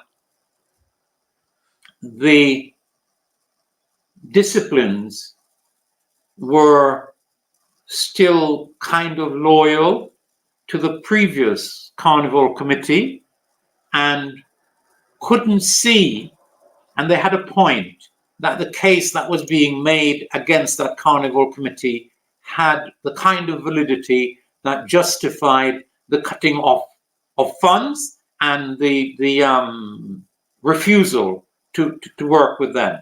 So the authorities' case against Lancet was actually baseless, and so the mass bands and so on that still wanted to be loyal to Lancet and who thought that what rock should be doing is supporting Lancet. All of that was in play in the move in a process initiated by me to try to get the carnival back for the community. But it faced all of those eddies of confusion and conflict and alternative sites of loyalty and so on. And above all, it faced agents of the state and the local state passing themselves off as black people, but ready to act in the interest of the white state and white racism, as was the case when Carnival, as run by Claire Holder and those in that moment, came under attack by the forces as earlier described. Interesting. We're going to wrap up the show here, family. So give thanks to all those who have tuned in. Auntie Claire, I just want you to know that we appreciate everything that you've brought to this conversation today. As I've said, we're going to try and stay on this issue at some, like throughout the year. So it's not just around August and September we're on it. So stay tuned, because we're going to reach out to you again for more, and everything we have in your 500 pages and more. 1,200. Second? Have half of it. Oh, right. 1,200. Yeah. There are 4 volumes. Yeah. Okay. We'll get into it. We'll get into it. Brother Shakara, I would like to end by saying that the issue of whether we in the community have the will and legal resources to challenge, even to attempt to challenge legally, the current alleged ownership and management of the serious issue. It is serious, and those out there in the community who may or may not be listening, but who have legal skills or are ready to put some money and time into fighting this matter, need to get in touch. Give facts to the festival. Auntie Claire, do you have any closing thoughts? Simply this. There's a line in the Trinidadian national anthem. Together we aspire, together we achieve, and then we bound to be a success. That is what my wish is for our community. I think that cohesion that can be effective from us respecting each other, and also doing right by our next generation, by making sure we sort out all our problems before leaving this world. That cohesion is important, and it's within our grasp to effect that cohesion and make our Notting Hill Carnival great and worthy of us. Thank you, Auntie. I'm minded to quote an anthemic Trinidadian soca legend, David Rudder, who said, we want permission to mash up the place. You know what I'm saying? And as it stands, in order to address a lot of these issues that have been raised on this show, it appears to me that we're gonna have to be prepared to mash up the place, literally or conceptually. You know what I'm saying? In some manifestation, some way or manifestation. So, but I want to thank you both. I could not have planned this show any better. Seriously, I couldn't have. I was hoping to have an open conversation, and you both reached out to me and offered your wisdom, and it has been invaluable. And I'm sure our audience agrees. So I just want to appreciate you both.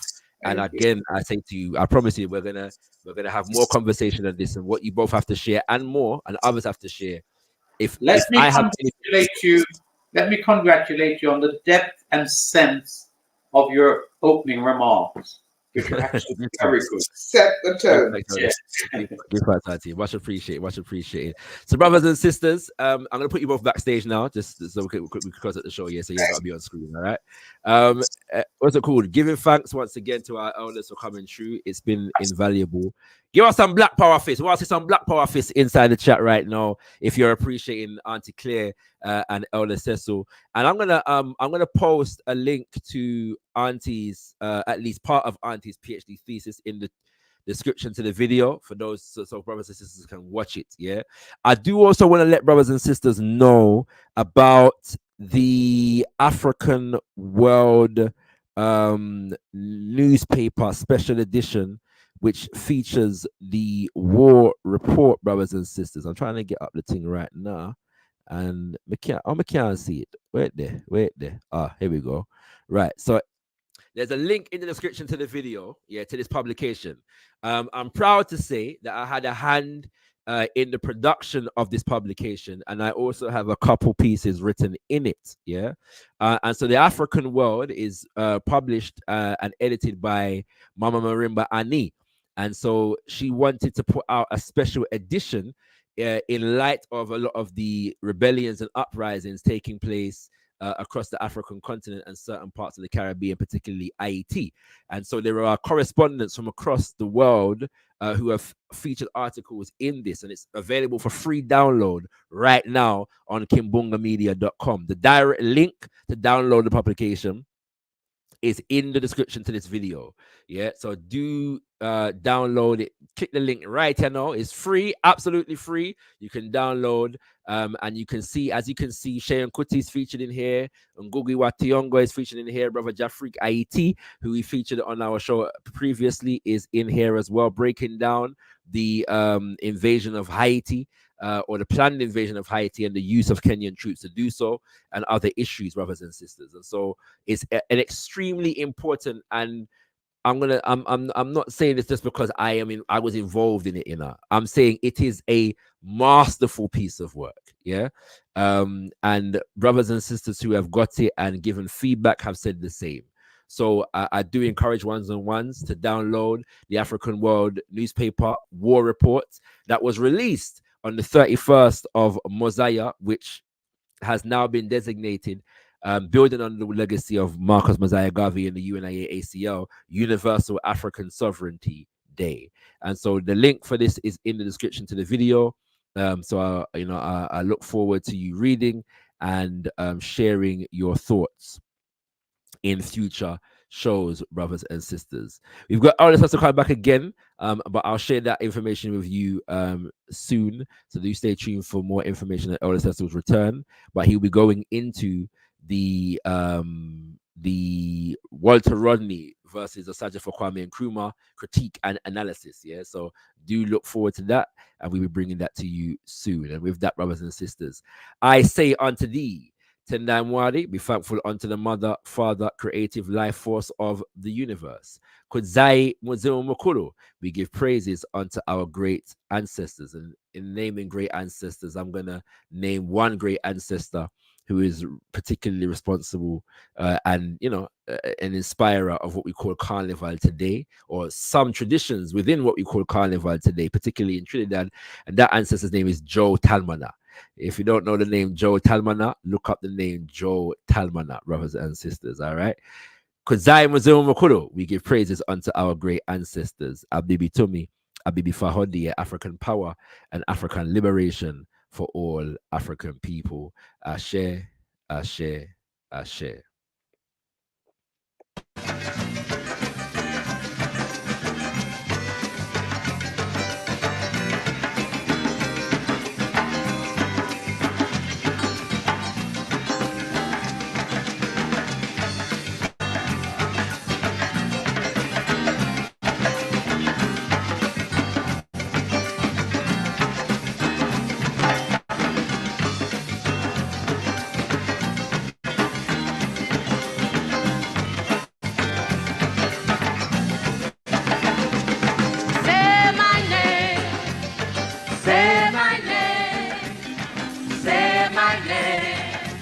I'm an African.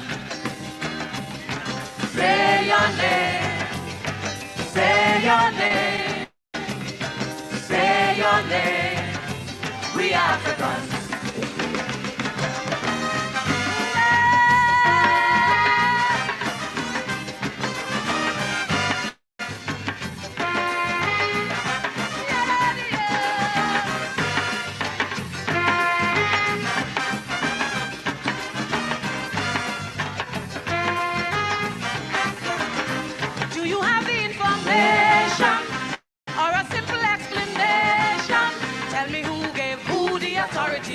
So to change my name, my identity, to replace the frame of fair queens of life to the lies of misery and strife. You with your pale mind, you with your weak heart, no respect for human blood sacrifice or ancestors fed to the plantation.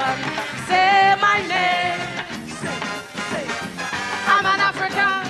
Say your name. We Africans, for survival, we need a revival. For survival, we need a revival. Telling it down.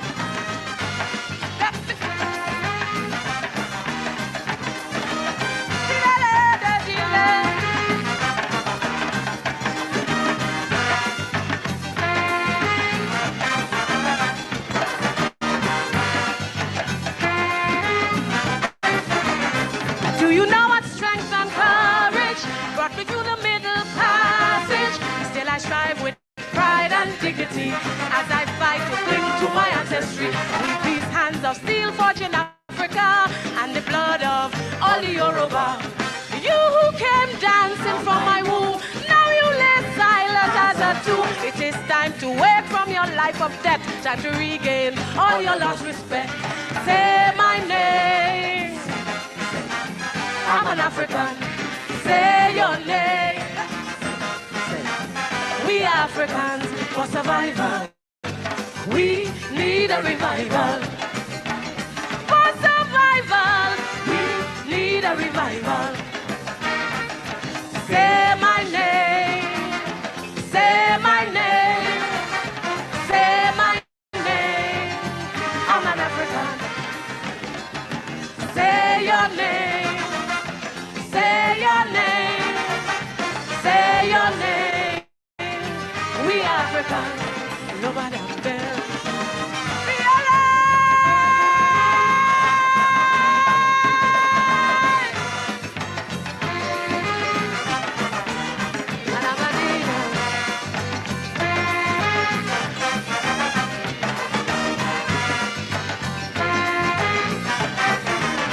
As I walk this global domain, we didn't sink our blood in my veins. I shall call the children of Makeda to protect the name of our forefathers. We must never bow our proud heads again, but must stand firm in the face of pain. I am the mother, I'm the flame. I am the keeper of your faith to a place of greatness in history. It is I who named you after me. Say my name. I'm an African. Say your name. We Africans, for survival, we need a revival. Say it like you mean it.